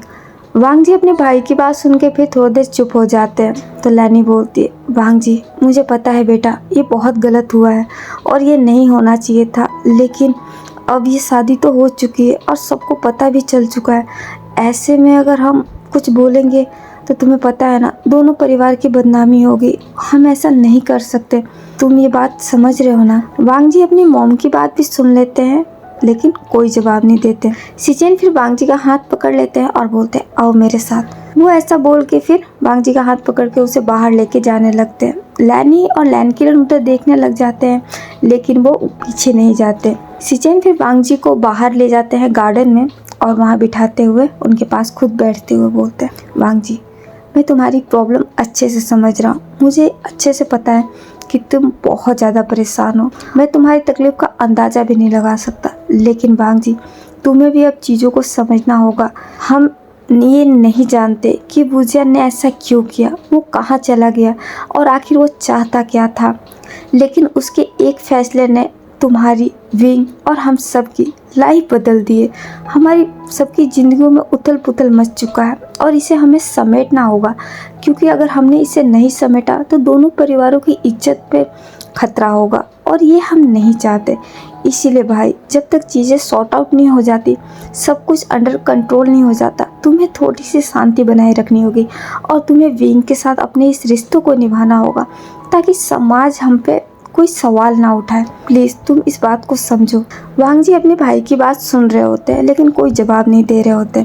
सिचेन फिर वांग जी के हाथ के ऊपर अपना हाथ रखते हैं और बोलते हैं, वांग जी तुम मेरी बात समझ रहे हो ना। वांग जी फिर अपने भाई की तरफ नज़रें उठा के देखते हैं। सिचेन एक स्माइल करते हैं और बोलते हैं, मुझे पता है तुम्हारे लिए मुश्किल होगा, लेकिन फिर भी तुम्हें थोड़ी कोशिश करनी होगी। कुछ दिनों की बात है, कुछ दिनों तक जब तक हम वुजियान को ढूंढ नहीं लेते और हम सारी बातों को जान नहीं लेते, जब तक हमें ये चीज़ें ऐसे ही करके चलनी होगी। तुम प्लीज़ विंग को कोई कुछ मत बोलना, क्योंकि विंग की इसमें कोई गलती नहीं।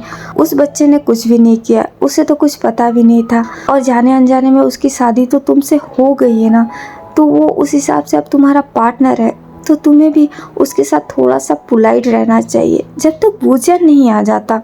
वांग जी सिचेन की आवाज़ सुन लेते हैं लेकिन कुछ नहीं बोलते हैं। सिचेन फिर वांग जी की तरफ देख ही रहे होते हैं और बोलते हैं, तुम कुछ बोल क्यों नहीं रहे? क्या तुम मेरी बात समझ भी रहे हो ना? वांग जी फिर उठ के खड़े हो जाते हैं और वहाँ से जाने लगते हैं। तो सिचेन बोलते हैं, वांग जी तुम ऐसे कहाँ जा रहे हो? प्लीज़ मेरी बातों का जवाब तो दो। वांग जी फिर रुक जाते हैं और बोलते हैं, ठीक है भाई, आप जैसा चाहते हो वैसे ही होगा। आप पार्टी करना चाहते हो, ठीक है, मैं शाम को पार्टी से पहले ही घर आ जाऊँगा।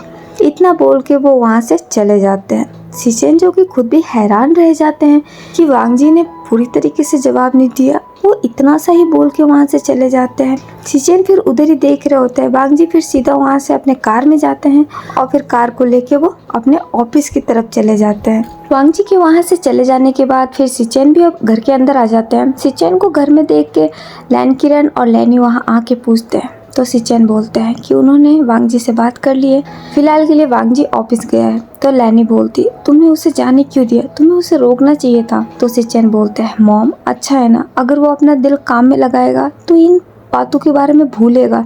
अगर वो अकेले रहेगा तो यही सब के बारे में सोच के खुद को परेशान करेगा। अभी के लिए उसे अपने मन को शांत करने की ज़्यादा ज़रूरत है। तो किरण बोलते हैं, हाँ सिचेन सही बोल रहा है, वो अपने आप को शांत कर ले वही ठीक है, उसकी जैसी मर्जी वो करे, लेकिन वो ठीक हो जाए। तो सिचेन बोलते हैं, सब कुछ ठीक हो जाएगा डैड, आप बस भरोसा रखिए। किरण फिर हाँ कर देते हैं। सिचेन फिर लैनी को पकड़ लेते हैं और बोलते हैं, मॉम प्लीज़ आप खुद को संभालो, आप खुद को इतना परेशान नहीं कर सकती, आपको खुद को संभालना होगा। अगर आप ठीक नहीं रहेगी तो आप वांग जी को कैसे संभालेगी? लैनी फिर सिचेन की तरफ देखती और बोलती, लेकिन मुझे बहुत फिक्र हो रही है। तो सिचेन बोलते हैं, कुछ भी गलत नहीं होगा मॉम, जो होना था वो हो गया, अब हमें इन चीज़ों को संभालना होगा ताकि आगे कुछ गलत ना हो। आप समझ रही है ना मैं क्या कह रहा हूँ? लैनी फिर हाँ कर देती है। तो सिचेन बोलते हैं, तो फिर जाओ खुद को ठीक करो और पार्टी की तैयारियां करो, आज मेरे भाई की शादी की पार्टी है। लैनी फिर सिचेन के फेस पे देखने लग जाती है। सिचेन फिर स्माइल करते हैं और बोलते हैं, मॉम हमें सब कुछ ठीक करना है ताकि आगे हम पे कोई मुसीबत ना आए, आप समझ रही है ना? लैनी फिर हाँ कर देती है। सिचेन फिर अपने डैड की तरफ देखते हैं और बोलते हैं, ठीक है डैड, तो मैं पार्टी की तैयारियां करता हूँ। लैन किरण भी फिर हाँ में सर हिला देते हैं। सिचेन वहाँ से चले जाते हैं। दूसरी तरफ यानली भी फिर विंग का सारा सामान ले लेती है, उसका एक जो लगेज होता है वो ले लेती है और विंग का हाथ पकड़ के उसे वांग जी के रूम में ले जाने लगती है। विंग जो कि नहीं जाना चाहता था, वो तो बहुत ही डर रहा होता है, लेकिन लियानली फिर उसका हाथ पकड़ के वांग जी के रूम में ले ही जाती है। विंग वांग जी के रूम में जाके खड़ा हो जाता है, चारों तरफ उस रूम को स्कैन करता है। वांग जी का रूम जो कि काफ़ी बड़ा है लेकिन बहुत सिंपल है, लेकिन बहुत खूबसूरत भी है। विंग फिर वांग जी के रूम को चारों तरफ से स्कैन कर रहा था। यानली फिर विंग के लगेज बॉक्स को ले आती है, उसकी बैग को फिर वांग जी के बेड पे रख के उसे खोल देती है और उसमें से विंग के सारे कपड़े निकाल के वांग जी के कबर्ड के अंदर सेट कर देती है। विंग वहाँ पे खड़ा होकर चुपचाप सब कुछ देख रहा होता है। यानली विंग के कपड़े सेट करने के बाद फिर वो विंग के पास आती है और बोलती है, विंग मेरी बात ध्यान से सुनो, तुम्हें डरने की जरूरत नहीं है। तुमने सुना ना, घर में कोई भी तुमसे नाराज नहीं है, किसी को तुमसे कोई शिकायत नहीं है। विंग फिर अपनी बहन की तरफ देख के हाँ में सर हिलाता है। यानली फिर स्माइल करती है और बोलती है, ठीक है, अभी के लिए तुम यहाँ पे थोड़ा आराम कर लो और शाम को पार्टी है तो तुम पार्टी में पहले से ही तैयार हो जाना, ठीक है? विंग फिर हाँ कर देता है। तो यानली बोलती है, ठीक है मैं जा रही हूँ। तो विंग बोलता है, सीजिए क्या मैं अब यहाँ रहूँगा? यानली विंग की बात सुन के फिर रुक जाती है और एक स्माइल करते हुए बोलती है, हाँ विंग, तुम्हारी शादी वांग जी से हो चुकी है तो तुम्हें उसके साथ ही रहना होगा ना। तो विंग बोलता है, लेकिन मैं उनके साथ कैसे रह सकता हूँ, वो इतना बोल के फिर चुप हो जाता है। तो यानली बोलती है, मैं समझ रही हूँ तुम क्या कहना चाहते हो, लेकिन विंग, तुम्हारी और वांग जी की अब शादी हो गई है, ऐसे में तुम अलग अलग रूम में नहीं रह सकते। अगर तुम दोनों अलग अलग रूम में रहोगे तो लोग हमसे सवाल करेंगे और ऐसे में फिर हमारे परिवार की वैसी भी बदनामी होगी। इसीलिए अब तुम्हें वांग जी के साथ ही रहना होगा, लेकिन तुम्हें डरने की जरूरत नहीं है। वांग जी बहुत अच्छा इंसान है, वो तुम्हें कुछ बोलेगा नहीं। विंग यानली की बात सुन के फिर हाँ में सर हिला देता है। यानली फिर स्माइल करती है और बोलती है, ठीक है, अभी तुम थोड़ा सा आराम कर लो, मैं बाद में तुमसे मिलती हूँ। वो इतना बोल के वहाँ से चले जाती है। उसके चले जाने के बाद विंग फिर वापस चारों तरफ उस रूम को स्कैन करता और बोलता है, लेकिन मुझे फिर भी डर लग रहा है। मुझे ऐसा लग रहा है कि वो मुझसे बहुत ज़्यादा नाराज है और शायद मुझसे नफरत भी करते हैं, लेकिन मैं क्या कर सकता हूँ। मुझे तो कुछ समझ में नहीं आ रहा है। वुजियान काका, कहाँ हो आप? प्लीज़ जल्दी आ जाओ ना। वो इतना बोल के फिर चुप हो जाता है। वो जो कि थका हुआ है, वो नाइट में भी नहीं सोया है और अभी भी उसको बहुत ही थकान हो रही होती है, लेकिन उसे बहुत डर लग रहा होता है। वो फिर वांग जी के बेड को देखता है, लेकिन वहाँ पे उसकी जाने की हिम्मत ही नहीं होती। वो फिर बेड के पास एक काउच लगा रहता है साइड में, वो उस काउच पे जाता है और वहीं बैठ जाता है और फिर कुछ सोचने लगता है। उससे जो कि बहुत नींद भी आ रही होती है, उसकी आंखें भी हैवी हो रही होती है।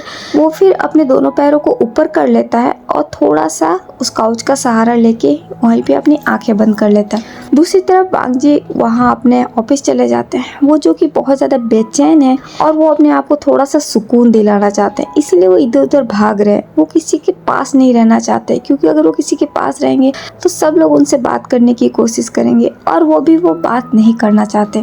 वो एक बार फिर से अपना फ़ोन लेते हैं और वुजियान का नंबर डायल करते हैं। वुजियान का नंबर जो कि अभी भी बंद ही आ रहा होता है, तो वो और परेशान हो जाते हैं और फ़ोन को फिर वापस रख देते हैं और ऐसे ही अपने डेस्क पे बैठ के कुछ सोचने लग जाते हैं। ऐसे ही फिर पूरा दिन निकल जाता है। शाम हो जाती है। शाम को पार्टी की पूरी तैयारी हो चुकी है। पूरे लैंड मैंशन को बहुत ही प्यारे तरीके से डेकोरेट किया जाता है। पार्टी के अंदर विंग की पूरी फैमिली इनवाइटेड होती है, उसके मॉम डैड को भी इनवाइट किया जाता है। दूसरी तरफ विंग अपने रूम में होता है तो वहाँ पे लैनी आ जाती है। लैनी को देख के विंग फिर उठ के खड़ा हो जाता है। लैनी विंग के पास जाती है, उसके हाथ में एक सूट होता है। वो उस सूट को ले जाके विंग को देते हुए बोलती है, विंग, मैं चाहती हूँ कि आज की पार्टी में तुम ये पहनो। विंग लैनी की बात सुन के उस सूट की तरफ देखता है। वो सूट जो कभी पैक है, पूरा पैक होता है। तो लैनी बोलती है, ये सूट मैंने वांग जी के पार्टनर के लिए बनाया था। मैंने सोचा था उसकी शादी की पार्टी में फिर वो यही पहनेगा, दोनों सेम। विंग उनकी बात सुन के फिर उनकी तरफ देखने लग जाता है। लैनी विंग के फेस पे देखती है और बोलती है, ये सूट तुम्हारे भाई के लिए मैंने बनवाया था, लेकिन तुम्हारे भाई तो शादी से ही भाग गया। विंग लैनी की बात सुन के फिर अपनी नजरें नीचे झुका लेता है। वो कुछ नहीं बोलता। लैनी वो सूट को विंग को दे देती है और बोलती है, मैं चाहूंगी कि तुम इसे पहनो, ठीक है। विंग फिर हाँ कर देता है। लैनी फिर वहाँ से चली जाती है। लैनी के चले जाने के बाद विंग फिर उस सूट की तरफ देखता है। वो उसे खोल के देखता है तो अंदर एक ब्लैक कलर का 3-piece सूट होता है। विंग उस सूट को देखता है, उसकी आंखों में आंसू आ जाते हैं। वो उसे टच करता है और बोलता है, वुजियान काका, आप कहाँ हो? आप क्यों नहीं आ रहे हो? मैं ये सब नहीं करना चाहता, मुझे ये अच्छा नहीं लग रहा। ये सब आपके लिए, इन सब पे आपका हक है, तो आओ ना। आपको हमेशा से अपना हक चाहिए होता है, तो अब आप कहाँ हो? आके अपना हक ले लो। मुझसे ये नहीं हो रहा, मैं ये नहीं कर सकता। वो इतना बोल के वो रोने लग जाता है। उसे बहुत ही तकलीफ हो रही होती है। वो ऐसे ही उस सूट को देख रहा होता है जब तक वहाँ पे यानली भी आ जाती है। यानली विंग को ऐसा देखती है, फिर उसके पास आते हुए बोलती है, विंग, क्या हुआ है? विंग अपने सीजे की आवाज़ सुन के फिर अपने आंसू को पोंछ लेता है और बोलता है, नहीं, कुछ भी नहीं। तो यानली बोलती है, क्या किसी ने तुमसे कुछ कहा? विंग फिर नामे से हिलाता है और बोलता है, नहीं सीजे, मुझे किसी ने कुछ नहीं कहा। तो यानली बोलती है, फिर तुम रो क्यों रहे हो? तो विंग बोलता है, मुझे वुजियान काका की याद आ रही थी, इसलिए। यानली फिर उसे हक करती है और बोलती है, विंग, याद तो मुझे भी आ रही है, लेकिन अभी के लिए ये सब तुम बंद करो, तुम खुद को परेशान मत करो, मैंने तुम्हें बोला है ना। विंग फिर हक ब्रेक करता है और बोलता, लेकिन सीजिए, मैं ये सब नहीं कर सकता, मुझे अच्छा नहीं लग रहा है। यानली फिर स्माइल करती है और बोलती है, मैं ये बात जानती हूँ, लेकिन अभी के लिए ये जरूरी है विंग, तुम्हें ये सब करना ही होगा क्योंकि अभी 2 परिवारों का इज्जत का सवाल है, तुम समझ रहे हो ना। विंग फिर हाँ कर देता है। तो यानली बोलती है, अब जाओ जल्दी से तैयार हो जाओ, पार्टी शुरू होने वाली है, सब मेहमान भी अब आ जाएंगे, इसीलिए मैं चाहती हूँ तुम फटाफट रेडी हो जाओ। विंग फिर हाँ कर देता है। यानली भी फिर वहाँ से चले जाती है। उसके वहाँ चले जाने के बाद विंग फिर उस सूट को वहाँ बेड पे रखता है और खुद वॉशरूम में चला जाता है शावर लेने के लिए।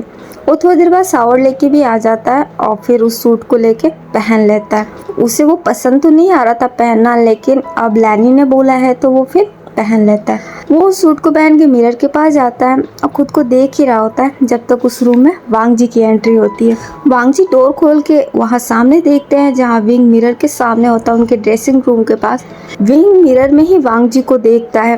वो फिर बहुत ज़्यादा डर जाता है, बहुत घबरा जाता है, लेकिन वो पीछे मुड़ के नहीं देखता, वो चुपचाप वहीं पे खड़ा रहता है। वांग जी भी विंग की तरफ देख रहे होते हैं, उसे उस सूट में देखते हैं लेकिन वो कुछ नहीं बोलते। वो फिर चुपचाप उधर जाने लगते हैं जहाँ पे विंग खड़ा होता है। विंग जब ये देखता है तो बहुत ज़्यादा घबरा जाता है और आगे की साइड और खिसकने लगता है। वांग जी वहाँ जाके फिर सीधा कबर्ड को खोलते हैं और उसमें से एक सूट वो भी निकाल लेते हैं। वो उस सूट को लेके फिर उसको बेड पे रखते हैं और खुद एक टॉवल लेके वॉशरूम में चले जाते हैं। वांग जी के वहाँ से चले जाने के बाद विंग फिर अपने दिल पे हाथ रखता है और एक लंबी सांस लेता है, क्योंकि वो इतना ना डर गया था कि उसने अपनी सांस से भी रोक ली थी। वो फिर उस वॉशरूम की तरफ देखता है और बोलता है, ये यहाँ, मुझे अब यहाँ से जाना होगा, मैं यहाँ से चला जाता हूँ, वरना मुझे लगता है कि ये बहुत गुस्सा करेंगे मुझ पे। वो इतना बोल के फटाफट एक बार खुद को मिरर में वापस देख के फटाफट उस रूम से बाहर ही निकल जाता है। वो इतना जल्दबाजी में रहता है, उसको कुछ भी ध्यान नहीं रहता। वो एक टेबल से टकरा भी जाता है और उसके घुटने में चोट भी लग जाती है। वो थोड़ा आउच करता है और अपने घुटनों पे मालिश करने लगता है। फिर वो वापस वॉशरूम की तरफ देखता है और फिर रुकता ही नहीं, ऐसे दर्द में ही वो बाहर निकल जाता है। वो बाहर ऐसे डर के बाहर निकल तो जाता है, लेकिन अब वो जाए कहाँ। वो फिर बाहर निकल के खड़ा होकर चारों तरफ देखने लगता है। वांग जी का रूम जो कि ऊपर के साइड में है, कोने का है, वो फिर उस गलियारे के अंदर देख रहा होता और सोच रहा होता, अब मैं कहाँ जाऊँ। उसने क्या अभी तक लैंड मैंसन को ध्यान से देखा ही नहीं, तो उसे पता ही नहीं है कुछ भी। वो वहीं पर खड़ा होकर फिर सीढ़ियों की तरफ देखता है। वो फिर उन सीढ़ियों से नीचे उतरने लग जाता है।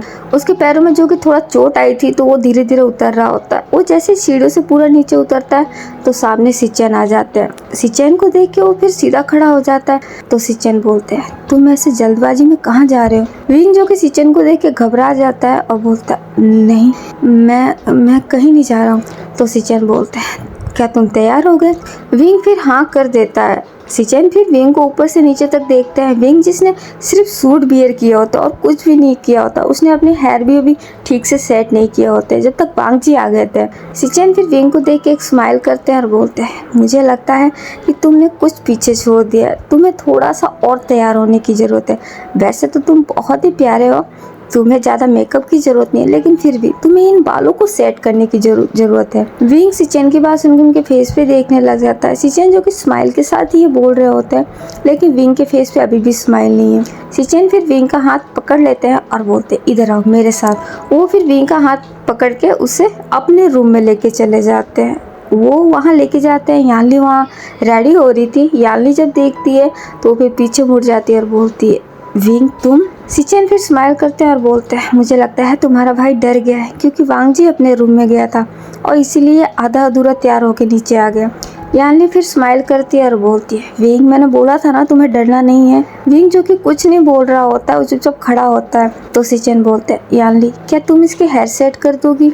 यानली फिर हाँ में सिर हिलाती है और बोलती है, हाँ ठीक है, मैं इसे रेडी कर देती हूँ, आप रेडी हो जाइए। सिचेन फिर हाँ करके वहाँ से चले जाते हैं। यानली फिर खुद ही विंग को पूरा रेडी करने लगती है। वो विंग को पूरा तैयार करा लेती है और बोलती है, वाह मेरा भाई तो आज बहुत ही खूबसूरत लग रहा है। विंग अपनी बहन की तरफ देख लेता है लेकिन कुछ नहीं बोलता। यानली फिर उसके फेस पे उसके नज़र को उतारती है और बोलती है, मेरे भाई को कभी किसी की नज़र ना लगे। वो ऐसा बोल के विंग के फोरहेड पे एक किस करती है। विंग जिसकी आंखों में फिर से आंसू आ जाते हैं। यानली समझ रही है कि विंग परेशान है, लेकिन वो भी उसको चेयर अप करना चाहती है। वो फिर विंग को हक कर लेती है और बोलती है, विंग सब कुछ ठीक हो जाएगा, तुम्हें परेशान होने की ज़रूरत नहीं है, ठीक है। विंग फिर हाँ कर देता है। उधर वांग जी भी फिर वॉशरूम से बाहर निकलते हैं। वो जब बाहर आके देखते हैं तो विंग वहाँ नहीं होता है। तो विंग को वहाँ ना पाके फिर अपने सूट को उठाते हैं और फिर उसे लेके वियर कर लेते हैं। विंग और वांग जी का सूट सेम होता है, मैचिंग होता है, बिल्कुल एक जैसा। वांग जी फिर उस सूट को लेके पहन के फिर तैयार हो जाते हैं। ऐसे में फिर शाम हो ही गई थी, पार्टी का समय भी हो जाता है। काफी लोग आना शुरू कर चुके होते हैं। लैन किरण सब लोगों से मिल रहे होते हैं। उनका मन तो नहीं है लेकिन फिर भी वो सबसे मिल रहे होते हैं। सब लोग फिर अब मैन कपल को ढूंढने लग जाते हैं। वो पूछने लग जाते हैं कि वांग जी और विंग कहाँ, वूजियान कहाँ पे, सॉरी। लैन किरण फिर लैनी की तरफ देखते हैं और बोलते हैं तुम उन्हें लेके आओ। लैनी फिर हाँ कर देती है। फिर वो वांग जी के रूम में चली जाती है। वो वहाँ जाके देखती है वांग जी जो तैयार हो चुके थे लेकिन वो बेड पे बैठे होते हैं, अपने मोबाइल में कुछ देख रहे होते हैं। लैनी फिर वहाँ जाती है और बोलती है वांग जी। वांग जी अपने मॉम की आवाज़ सुन के फिर उनके फेस पे देखते हैं तो लैनी बोलती है सब तुम्हें नीचे बुला रहे हैं। वांग जी ये सुन के फिर उठ के खड़े हो जाते हैं और बाहर आने लगते हैं। तो लैनी बोलती है विंग कहाँ पे है। लैनी की बात सुन के वांग जी फिर रुक जाते हैं और आगे निकलते फिर रुक के बोलते हैं मुझे नहीं पता। वो इतना बोल के फिर बाहर आने लगते हैं। लैनी फिर वांग जी की तरफ देखती है और बोलती है मुझे पता है तुम अभी भी बहुत परेशान हो, लेकिन वांग जी तुम प्लीज़ खुद को संभालो। मैं तुम्हें ऐसा नहीं देख सकती। मुझे मेरा हंसता हुआ बेटा ही चाहिए जो पहले हुआ करता था। ये वांग जी मुझे अच्छा नहीं लग रहा है। वो इतना बोल के फिर वो भी आने लगती है। विंग जो कि अभी भी यानली के रूम में था वो वहीं पे खड़ा था। वांग जी फिर सीढ़ियों से नीचे उतर जाते हैं और फिर पार्टी के अंदर चले जाते हैं। लैन किरण वांग जी को देखते हैं तो बोलते हैं लो आ गया। वांग जी को देख के फिर सब लोग वांग जी के पास आने लग जाते हैं और उन्हें कॉन्ग्रेचुलेट करने लगते हैं। वांग जी उन लोगों की तरफ देख रहे होते हैं लेकिन कुछ बोल नहीं रहे होते हैं। जब वांग जी के साथ वूजियान को ना पाके फिर सब लोग सवाल करने लगते हैं कि वांग जी का पार्टनर कहाँ है। वांग जी फिर अपनी मुट्ठियों को कस लेते हैं। लैन किरण फिर वांग जी के फेस पे देखते हैं और फिर मेहमानों की तरफ देखते हुए बोलते हैं वो आ रहा है, वो इधर ही होगा। लैन किरण ये फेक स्माइल के साथ बोल रहे होते हैं। सब लोग फिर हाँ में सर हिला देते हैं। लैन किरण फिर सिचन की तरफ देखते हैं और बोलते हैं सिचन विंग कहाँ पे है। सिचन फिर पार्टी के अंदर देखते हैं और बोलते हैं क्या वो यहाँ नहीं आया। तो लैन किरण बोलते हैं नहीं, जाके उसे लेके आओ। सिचन फिर हाँ कर देते हैं। वो फिर सीधा अपने रूम में जाते हैं। वो वहाँ जाके देखते हैं विंग जो कि चुपचाप बैठा होता है। सिचन फिर उससे ऐसा देखते हैं, फिर उसके पास जाते हैं और बोलते हैं विंग तुम यहाँ क्या कर रहे हो, तुम्हें पार्टी में होना चाहिए, सब तुम्हें ढूंढ रहे हैं। विंग फिर सिचन की बात सुनकर उठ के खड़ा हो जाता है। सिचन जो कि बहुत ही पोलाइट पर्सन है, वो बहुत ही शांत है, वो स्माइल के साथ ही बात कर रहे होते हैं। विंग फिर उनके फेस पे देखने लग जाता है। सिचन फिर उस विंग का हाथ पकड़ लेते हैं और बोलते हैं चलो मेरे साथ। विंग जो कि बहुत नर्वस होता है लेकिन फिर भी वो कुछ नहीं बोलता। सिचन फिर विंग का हाथ पकड़ के उसे बाहर लाते हैं। वो फिर विंग को लेके पार्टी में चले जाते हैं और वांग जी के पास ले जाके उसे खड़ा करा देते हैं। विंग को वहाँ देख के सब लोग खुश हो जाते हैं। विंग जिसे सब लोग वूजियान समझ रहे हैं वो वूजियान समझ के फिर उसके पास आके उसे भी कॉन्ग्रेचुलेट करने लगते हैं। विंग उन सब की तरफ देख रहा था लेकिन वो उनमें से किसी को नहीं जानता है, वो किसी को नहीं पहचानता है। वो सब लोग उसके लिए अजनबी थे। वो सब विंग को कुछ लोग फ्लावर बुके दे रहे थे, कुछ प्रेजेंट दे रहे थे और उसे कॉन्ग्रेचुलेट कर रहे थे। विंग सिर्फ उन लोगों के फेस पे देख रहा था और वो सारी चीज़ें एक्सेप्ट कर रहा था। वांग जी फिर विंग की तरफ एक बार देखते हैं। विंग जो कि बहुत घबराया हुआ था, बहुत नर्वस था, वो चुपचाप खड़ा था। ऐसे ही फिर पार्टी चलने लग जाती है। लोग ऐसे ही कर रहे होते हैं। विंग वहाँ पे चुपचाप खड़ा होता है। वांग जी फिर वहाँ से हट के आगे चले जाते हैं। वो एक बार काउंटर के पास जाते हैं और वहाँ जाके वो फिर ड्रिंक करने लगते हैं। वांग जी के अंदर अभी क्या चल रहा है कोई नहीं समझ पा रहा है क्योंकि वो किसी से कुछ बोल ही नहीं रहे। वो एकदम शांत है।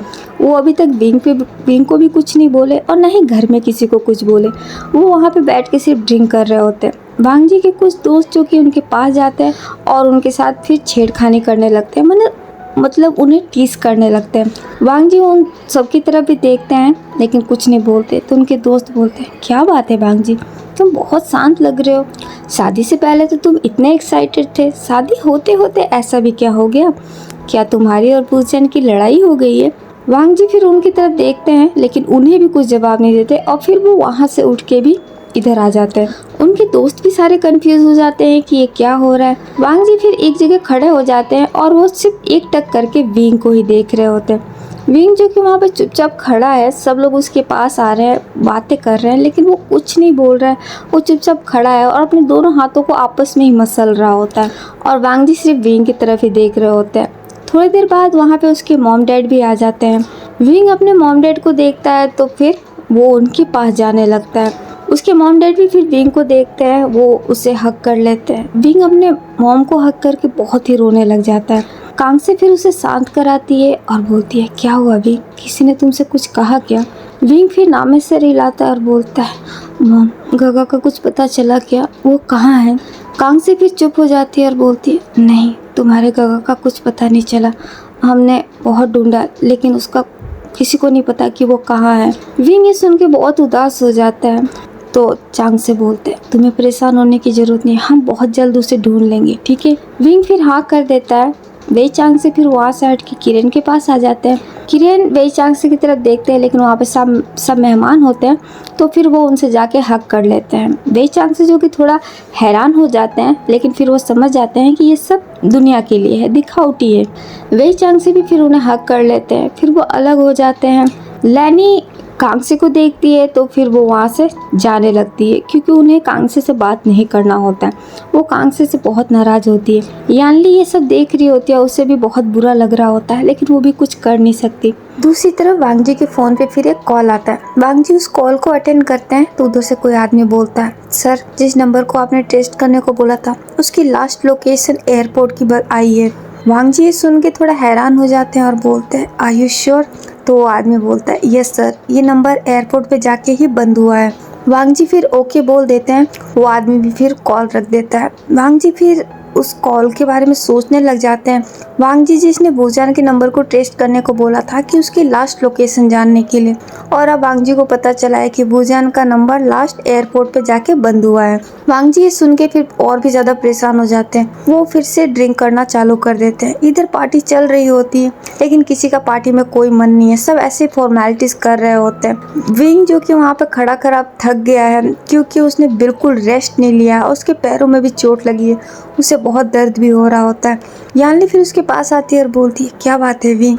विंग अपने सीजे की तरफ देखता है और बोलता है, सीजे अगर यहाँ पे कोई काम नहीं है तो क्या मैं रूम में जा सकता हूँ? तो यानली बोलती है, क्या हुआ, कोई प्रॉब्लम है? तो विंग बोलता है, नहीं सीजे, बस मुझे थोड़ी बेचैनी हो रही है, मैं थोड़ा आराम करना चाहता हूँ। यानली फिर हाँ कर देती है और बोलती है, हाँ ठीक है तुम चले जाओ। विंग फिर वहाँ से निकल के वापस वांग जी के रूम में चला जाता है क्योंकि वो वहाँ पर खड़ा रह के करेगा भी क्या, वो किसी को जानता तो है नहीं। ऐसे ही पार्टी चलती है। 1 घंटे बाद फिर पार्टी भी फिनिश हो जाती है। पार्टी फिनिश होने के बाद वांग जी फिर अब अपने रूम में आने लगते हैं। विंग जो कि वहाँ जाके एक काउच पे बैठा था, वो बेड पे नहीं बैठा था। वांग जी जब उस रूम में एंटर करते हैं, वांग जी जो कि अब नशे में आ गए थे क्योंकि उन्होंने आज बेहद ज़्यादा ही ड्रिंक कर ली थी।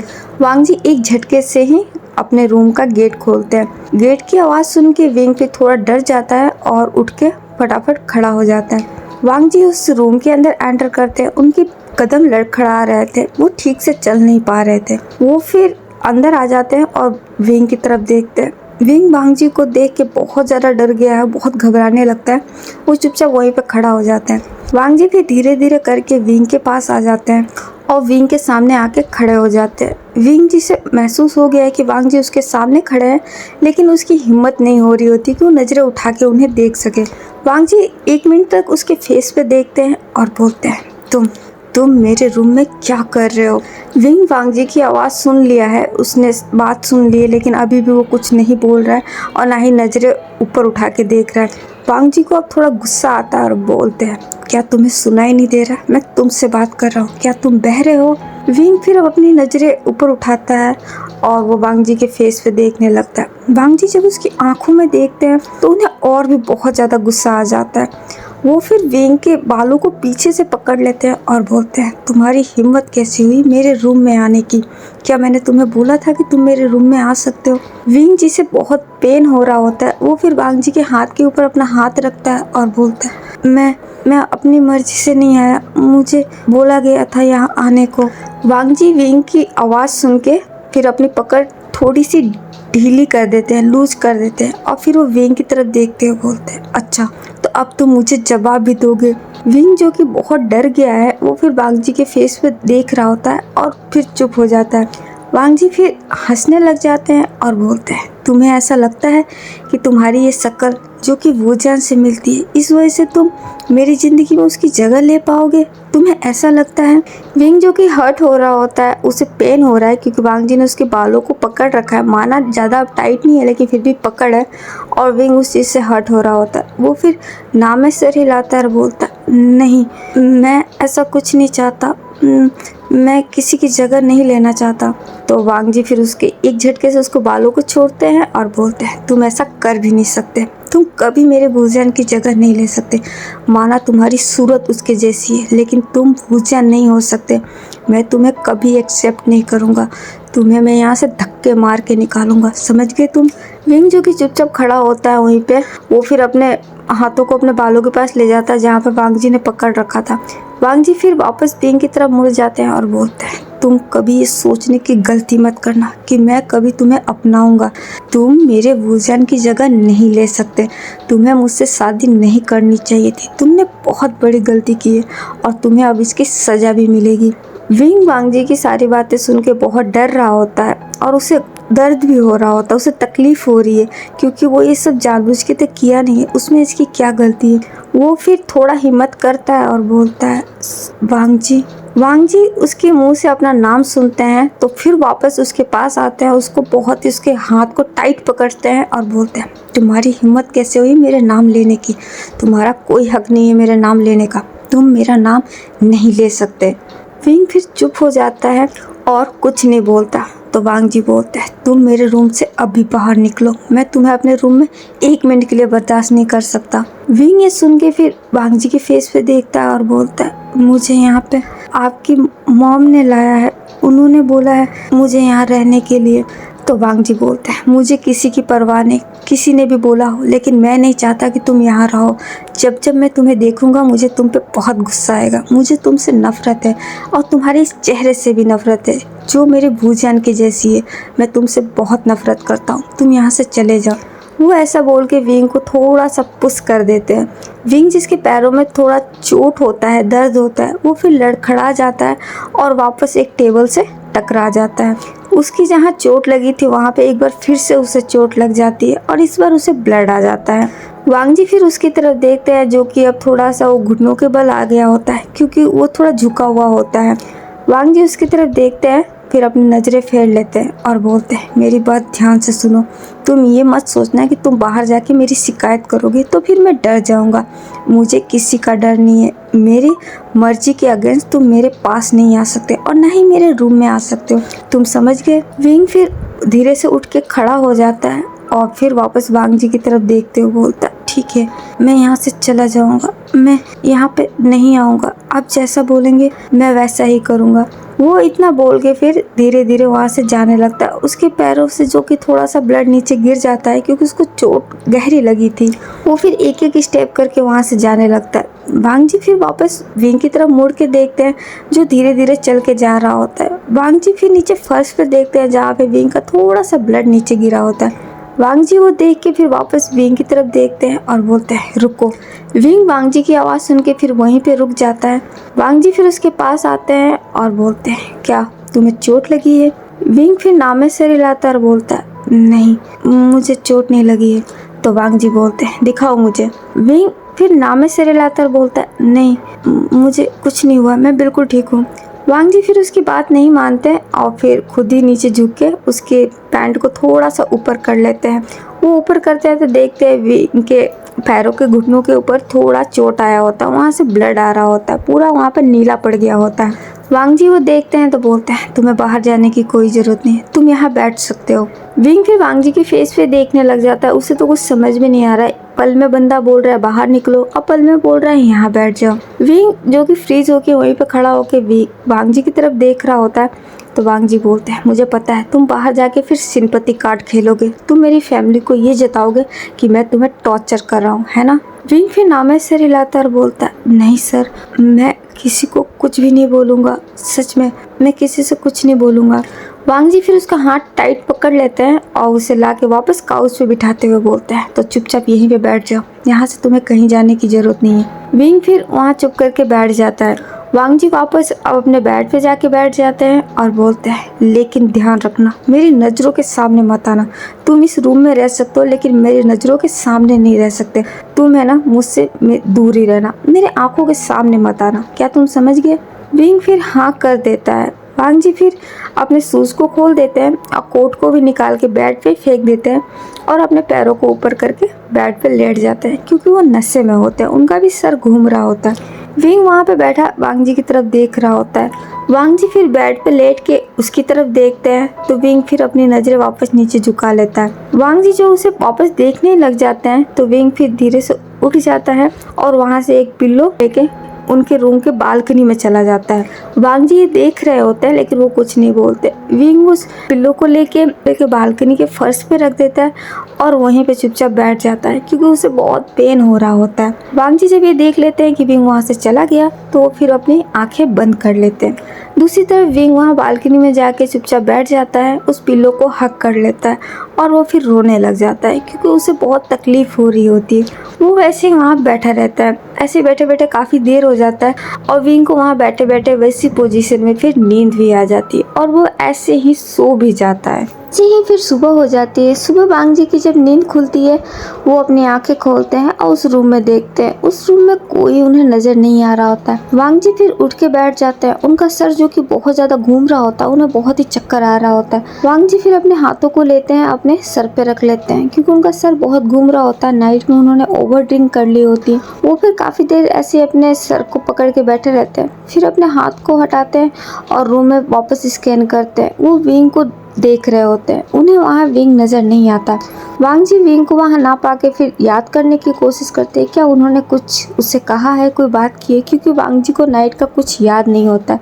वो बहुत हैवी ड्रिंक में होते हैं। वांग जी दिमाग पे जोर डालते हैं लेकिन उन्हें कुछ भी याद नहीं आता, तो वो फिर छोड़ देते हैं। फिर उनके दिमाग में उस कॉल के बारे में याद आता है। वांग जी उस कॉल को याद करके फिर अपना मोबाइल वापस ढूंढते हैं और टेबल स्टैंड से मोबाइल को लेके एक नंबर और डायल करते हैं और किसी से बात करने लग जाते हैं। थोड़ी देर बाद वो उस कॉल को रख देते हैं और फिर उठ के खड़े हो जाते हैं। वो उठ के खड़े होते हैं तो उन्हें वापस चक्कर आ रहा होता है। वो जैसे तैसे करके फिर वॉशरूम में चले जाते हैं और शावर और लेके फिर बाहर आ जाते हैं। बाहर आने के बाद वो फिर सीधा नीचे चले जाते हैं। वो डाइनिंग एरिया में जाके देखते हैं, वहाँ पे उनकी मॉम, डैड, उनके भाई और उनकी भाभी सब वहीं बैठे होते हैं। वांग जी को सब देख के फिर उन्हें गुड मॉर्निंग विश करते हैं। वांग जी उन सब की तरफ देख लेते हैं लेकिन कुछ बोलते नहीं। सिचन वांग जी की तरफ देखते हैं और बोलते हैं, आ जाओ वांग जी, तुम ब्रेकफास्ट कर लो। वांग जी अपने भाई की बात सुन के फिर जाके बैठ जाते हैं टेबल पे। यानली फिर उनके लिए भी ब्रेकफास्ट लगा देती है। वांग जी उस ब्रेकफास्ट की तरफ देखते हैं और कर लेते हैं। वो फिर चुपचाप खाने लग जाते हैं। वहाँ पे सब है, विंग नहीं है। वांग जी भी ये नोटिस कर रहे थे लेकिन वो फिर किसी से पूछते नहीं है, क्योंकि उन्हें पड़ी नहीं है विंग की। वो फिर फटाफट अपना ब्रेकफास्ट कर लेते हैं और फिर उठ के खड़े हो जाते हैं। सिचन उन्हें देखते हैं तो पूछते हैं, कहाँ जा रहे हो? तो वांग जी बोलते हैं, मैं वापस जा रहा हूँ। सिचन फिर कुछ नहीं बोलते और हाँ कर देते हैं। वांग जी फिर वहाँ से चुपचाप निकल जाते हैं। वांग जी के वहाँ से चले जाने के बाद फिर सिचन और लैन किरण भी वहाँ से चले जाते हैं, क्योंकि वो लोग भी अब वापस ज्वाइन कर चुके हैं। उन सब के चले जाने के बाद लैनी फिर यानली की तरफ देखती है और बोलती है, विंग ने कुछ खाया? तो यानली बोलती है, अब मैं उसी के लिए ब्रेकफास्ट लेके जा रही हूँ। तो लैनी बोलती है, अब उसकी तबीयत कैसी है? तो यानली बोलती है, बुखार अभी भी बहुत है, मैंने डॉक्टर को कॉल किया है, डॉक्टर आता ही होगा। लैनी फिर उठ के खड़ी होती है और बोलती है, मुझे भी एक बार जाके उसे देखना है। यानली फिर हाँ कर देती है। लैनी फिर विंग के पास चले जाती है। विंग जिसकी तबीयत बहुत ख़राब हो गई है, क्योंकि वो एक तो सफ़र से आया था और आते ही उसकी शादी हुई। शादी होने के बाद वो यहाँ आया, रोया, परेशान हुआ, कुछ खाया नहीं, रेस्ट नहीं किया, ऊपर से चोटें खाई है। तो ऐसे में फिर उसे फीवर आ जाता है। विंग जो कि पूरी नाइट बालकनी में ही सोया था ठंड में, मॉर्निंग में लैनी फिर वांग जी के रूम में आ जाती है। वांग जी जिसका रूम खुला हुआ ही था, क्योंकि नाइट में वांग जी ने ही खोला था और विंग ने भी फिर ऑफ नहीं किया था, गेट को लॉक नहीं था। लैनी वांग जी को चेक करने आई थी। वो फिर रूम में आती है तो देखती है वांग जी बेड पे सो रहे होते हैं। लैनी फिर विंग को देखने लग जाती है। विंग जो कि पूरे रूम में नजर नहीं आ रहा होता है, तो फिर अंदर आके चारों तरफ देखती है। वो वहाँ पे विंग को ना पाके फिर वहाँ से जाने लगती है उसे ढूंढने के लिए, जब तक उनकी नज़र बालकनी में पड़ जाती है। लैनी फिर बालकनी में जाके देखती है विंग जो कि फर्श पे ऐसे ही लेटा होता है और वो बुरी तरीके से कांप रहा होता है। लैनी विंग को ऐसा देखती है, फिर फटाफट वहाँ जाती है। वो वहाँ बैठ के विंग के थोड़ा सा टच करके उसे हिलाती है जगाने के लिए। वो जब विंग को टच करती है तो देखती है विंग का तो पूरा शरीर जल रहा होता है, उसे बहुत तेज बुखार होता है। लैनी ये देख के बहुत ज़्यादा घबरा जाती है।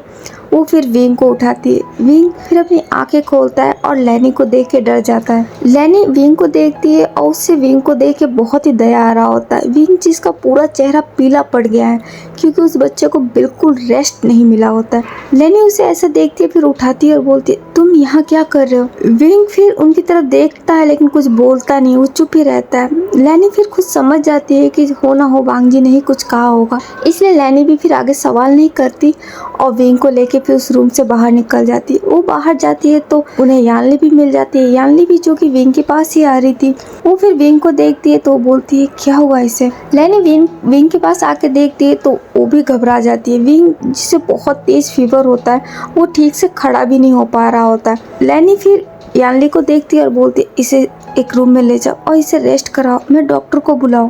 यानली फिर हाँ कर देती है और फिर वो विंग को गेस्ट रूम में ले जाकर वापस सुलाती है और डॉक्टर को कॉल करती है। डॉक्टर बोलता है कि आने में उसे थोड़ा टाइम लगेगा। जब तक यानली फिर बाहर आ जाती है उसे पट्टियाँ दे के ठंडी ब्रेकफास्ट के लिए। लैनी फिर विंग के पास जाती है। विंग जो कि आंखें बंद करके वहाँ पे लेटा होता है, वो विंग को ऐसा देखती है तो उसे बहुत ही दया आती है उसके ऊपर। उसे बुरा लग रहा होता है विंग के लिए क्योंकि उसकी क्या गलती है।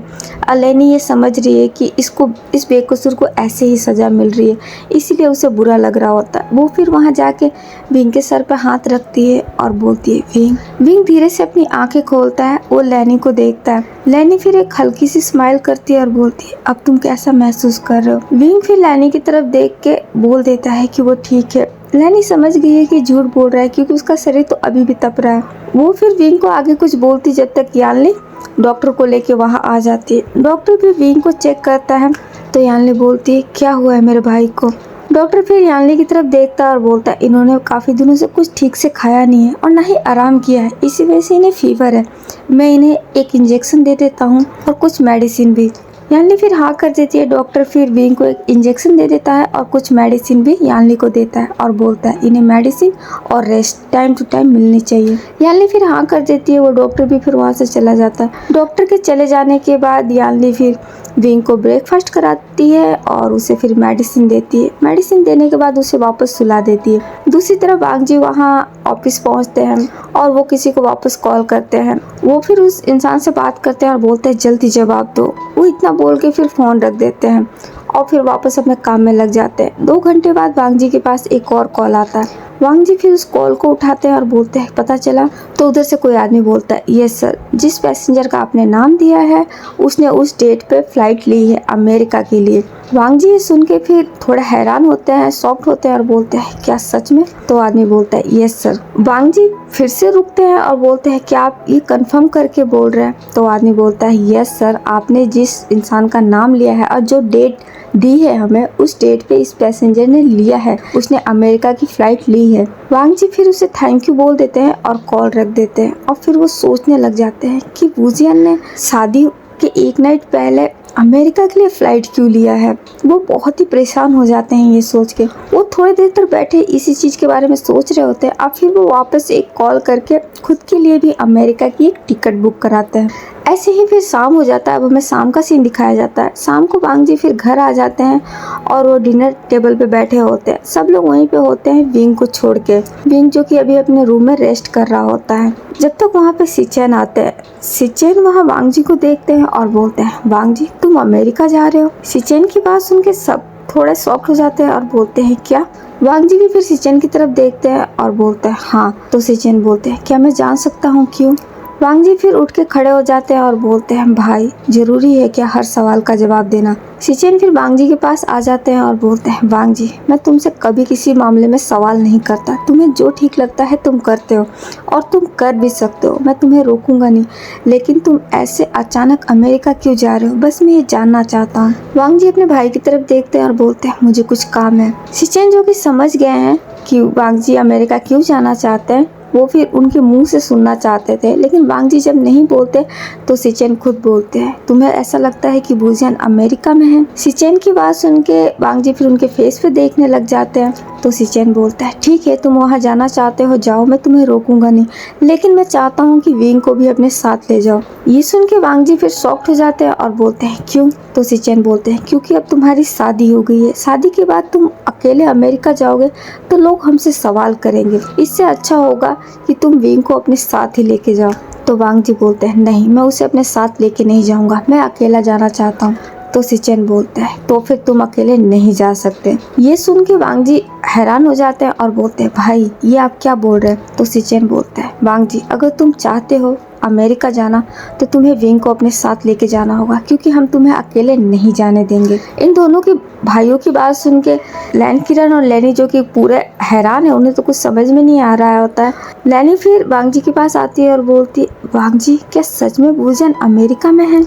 वांग जी फिर लैनी की तरफ देखते हैं लेकिन कोई जवाब नहीं देते। तो लैनी बोलती है, सिचेन सही बोल रहा है, तुम अकेले वहाँ नहीं जा सकते, तुम्हें विंग को अपने साथ लेके जाना चाहिए।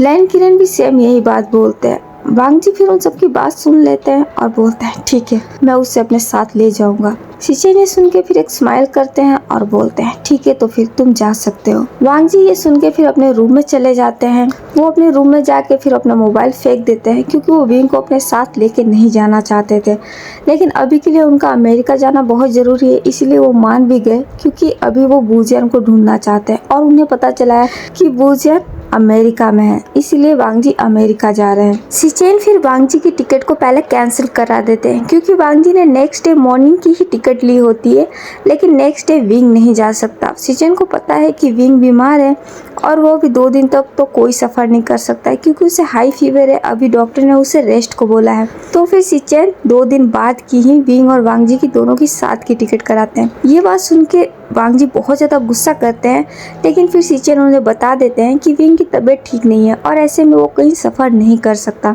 वांग जी को ये सुन के गुस्सा तो बहुत आ रहा होता है, लेकिन अभी उनके पास कोई और ऑप्शन नहीं है, इसीलिए फिर वो चुप रह जाते हैं और वो 2 दिन का वेट करते हैं जब तक विंग ठीक ना हो जाए। उधर विंग को जब ये पता चलता है कि उसे वांग जी के साथ अमेरिका जाना है तो और भी ज़्यादा डर जाता है, क्योंकि वो अकेले वांग जी के साथ कहीं नहीं जा सकता। वो पहले मना कर देता है, लेकिन फिर लैनी और यानली दोनों मिलकर उसे समझाते हैं और सिचेन भी, तब जाके विंग कहीं राजी हो जाता है। वो ये सब अपनी फैमिली के लिए कर रहा है और इन सब के कहने पे फिर वो भी तैयार हो जाता है। अब 2 दिन निकल चुके हैं, अब विंग को वांग जी के साथ जाना है। आज के दिन ही उन दोनों की फ्लाइट होती है। वांग जी फिर विंग को लेके एयरपोर्ट के लिए निकल जाते हैं। विंग जो कि बहुत ही डरा हुआ है, वो चुपचाप वांग जी के साथ बैठा है। थोड़ी देर बाद वांग जी फिर एयरपोर्ट भी पहुंच जाते हैं और वहां से फिर अमेरिका के लिए अपनी फ्लाइट ले लेते हैं। विंग भी उनके साथ होता है और चुपचाप बैठा होता है। वांग जी जो कि उसकी तरफ ना तो देख रहे हैं और ना ही उससे कुछ बात कर रहे हैं। दोनों के बीच में डीप साइलेंट होती है, दोनों में से कोई किसी से कुछ भी नहीं बोल रहा होता है। उन दोनों के बीच में बहुत ज़्यादा खामोशियाँ होती है, दोनों में से कोई एक दूसरे से बात नहीं कर रहा होता है। ऐसे ही फिर सफ़र उनका निकल रहा होता है। विंग जो कि चुपचाप अपना वहाँ बैठा रहता है, वो फिर ऐसे ही अमेरिका भी पहुँच जाते हैं। वहाँ पहुँच के फिर वांग जी विंग को लेके एक होटल में जाते हैं। वहाँ पे 2 कमरे को बुक करते हैं। वो विंग ये देख के फिर खुश हो जाता है, उसे फिर सुकून मिलता है कि चलो उसे वांग जी के साथ रूम तो एटलीस्ट शेयर नहीं करना पड़ेगा, क्योंकि वांग जी विंग को देखना पसंद नहीं करते और विंग भी वांग जी के पास रह के डरता है। अब ऐसे में वांग जी ने जब 2 रूम ले लिया होता है तो विंग फिर सुकून में होता है। वांग जी विंग को उसके रूम की की दे देते हैं और बोलते हैं कि वो अपने रूम में जा सकता है। विंग भी फिर चुपचाप हाँ करके वहाँ से चला जाता है। वांग जी फिर अपने रूम में जाते हैं और फिर अब वो ये सोच रहे हैं कि वो वूजियन को कहाँ ढूंढे। वो अमेरिका आ तो गए हैं लेकिन उन्हें ये नहीं पता है कि वूजियन अमेरिका में है कहाँ और वो मिलेगा कहाँ पे।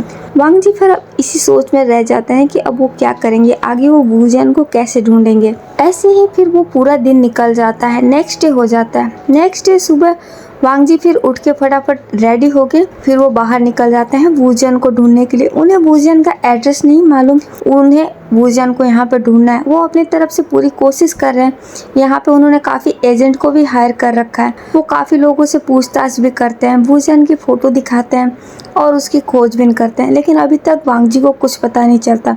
वांग जी बिना कुछ खाए पिए पूरे दिन वूजियन की तलाश करते हैं, उधर विंग को होटल में अकेला छोड़ के। विंग जो कि बहुत ज़्यादा डरा हुआ है, ऐसा नहीं है कि वो अमेरिका सिटी को नहीं जानता है, विंग यहाँ अमेरिका में ही पढ़ रहा था, वो इस सिटी को अच्छे से जानता है, लेकिन अभी जो वो वहाँ जहाँ पे वो है वो उस जगह को नहीं जानता, वहाँ पे वो अकेला है। और विंग यहाँ अमेरिका में अपने अंकल के पास रहता था, वहाँ रह के पढ़ रहा था। विंग यही सोच के यहाँ आया भी है कि अगर यहाँ पे सच में वूजियन है और वो अगर वांग जी को मिल जाएगा तो वो फिर वूजियन को वांग जी के साथ भेज देगा और खुद वो यहाँ पे रुक जाएगा। यही सोच के विंग फिर यहाँ आने को रेडी हो गया। विंग अपने रूम में बैठा होता है तो उसके पास फिर यानली का कॉल आता है। विंग फिर यानली का कॉल अटेंड कर लेता है तो यानली बोलती है, विंग वहाँ पे सब कुछ ठीक है ना। विंग यानली का सवाल सुन के थोड़ा चुप होता है और फिर बोलता है, हाँ सीजिए यहाँ पे सब कुछ ठीक है। तो यानली बोलती है, वांग जी ने तुम्हें कुछ कहा? तो विंग बोलता है, नहीं सीजिए, वांग जी ने मुझे कुछ भी नहीं कहा, यहाँ पे सब कुछ ठीक है। तो यानली बोलती है, मुझसे कुछ छुपाना मत, अगर वो तुम्हें कुछ बोले तो मुझे बोलना, ठीक है। विंग जो कि अपनी बहन को टेंशन नहीं देना चाहता है, इसलिए फिर वो कुछ नहीं बोल रहा होता है। तो यानली बोलती है, अभी वांग जी कहाँ पे है? तो विंग बोल देता है कि वो किसी काम से बाहर गया है। यानली जो कि खुद समझ रही है कि विंग कुछ ना कुछ छुपा रहा है, लेकिन वो भी फिर कोई सवाल नहीं करती और बोलती है, विंग अपना जितना हो सके ख्याल रखना, ठीक है। तो विंग बोलता है, सीजिए आपको मेरी टेंशन लेने की ज़रूरत नहीं है, मैं अमेरिका में हूँ, आपको पता है ना, ये शहर मेरे लिए अजनबी नहीं है, यहाँ पे मैं अंकल को जानता हूँ ना, अगर मुझे कुछ प्रॉब्लम होगी तो मैं अंकल के पास चला जाऊँगा।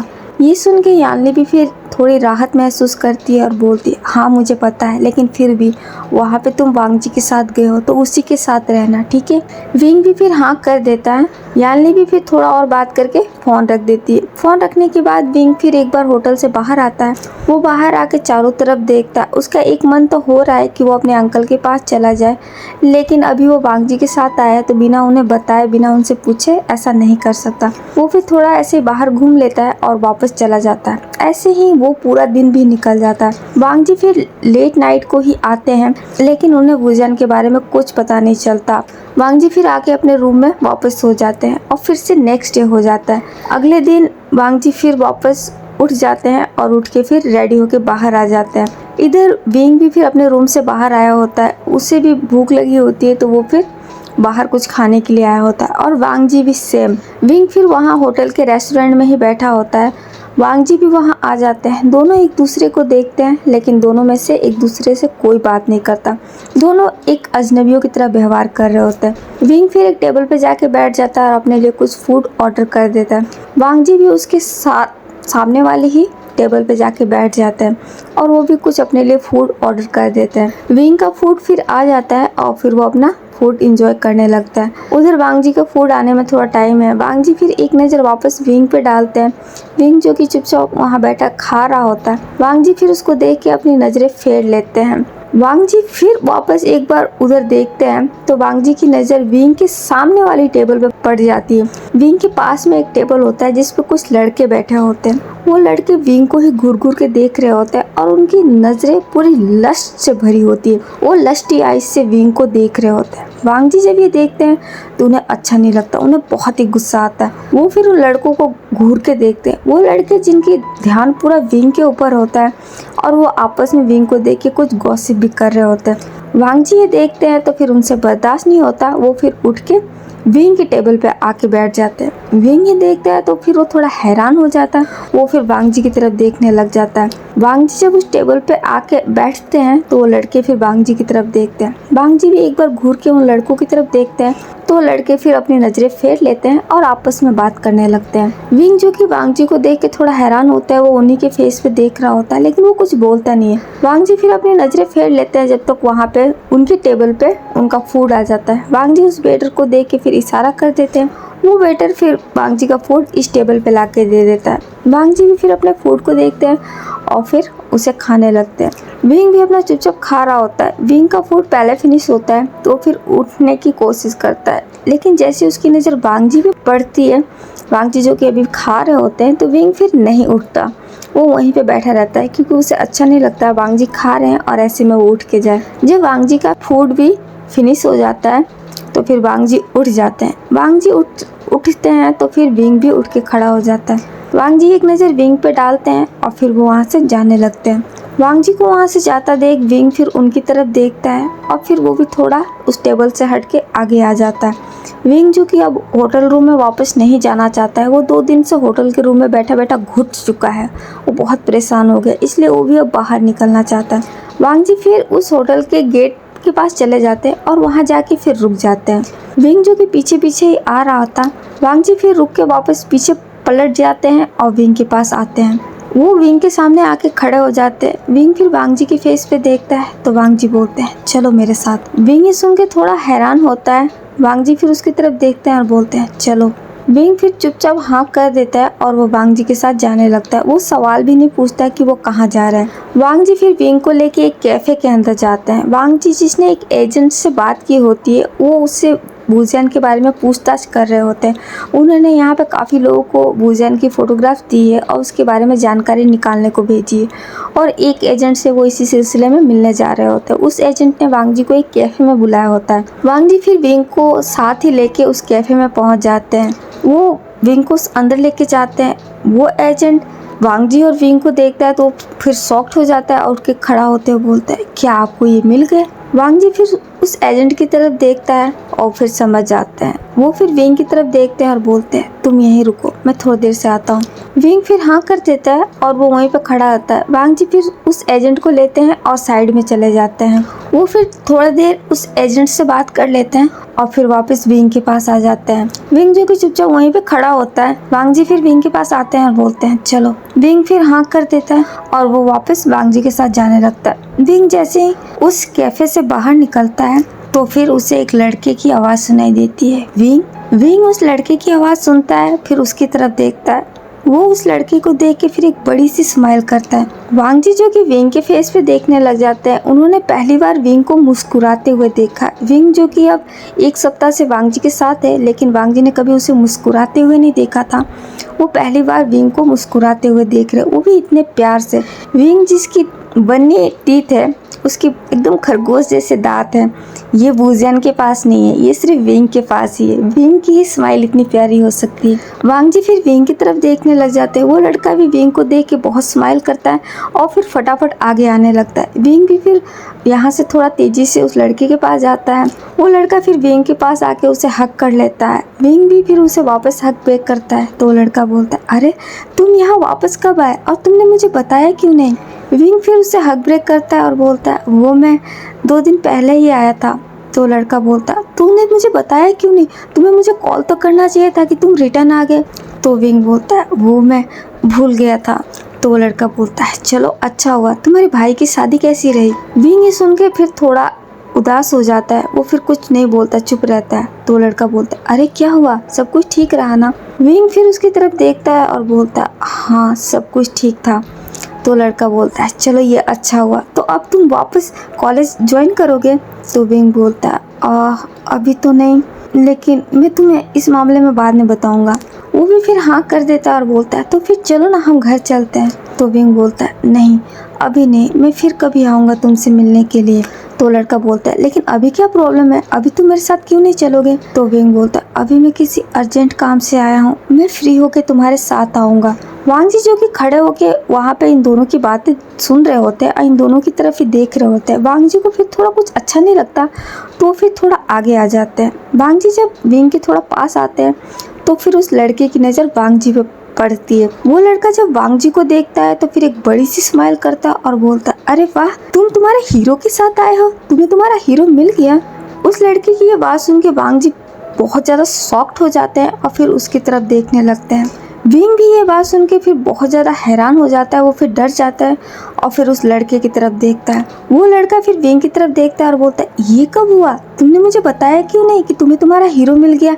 अच्छा, जब भी मैं सोचूं तुम मुझसे मिलने क्यों नहीं आए, तो तुम यहाँ पे अपने हीरो के साथ आए हो, है ना? विंग उस लड़के की बात सुन के फिर वांग जी की तरफ देखता है और वो बहुत ज़्यादा डर जाता है। वो फिर फटाफट उस लड़के का हाथ पकड़ता है और बोलता है, चलो यहाँ से। वो फिर उस लड़के को थोड़ा सा वांग जी से दूर ले जाता है और बोलता है, अभी के लिए तुम यहाँ से जाओ, मैं तुमसे बाद में बात करूँगा।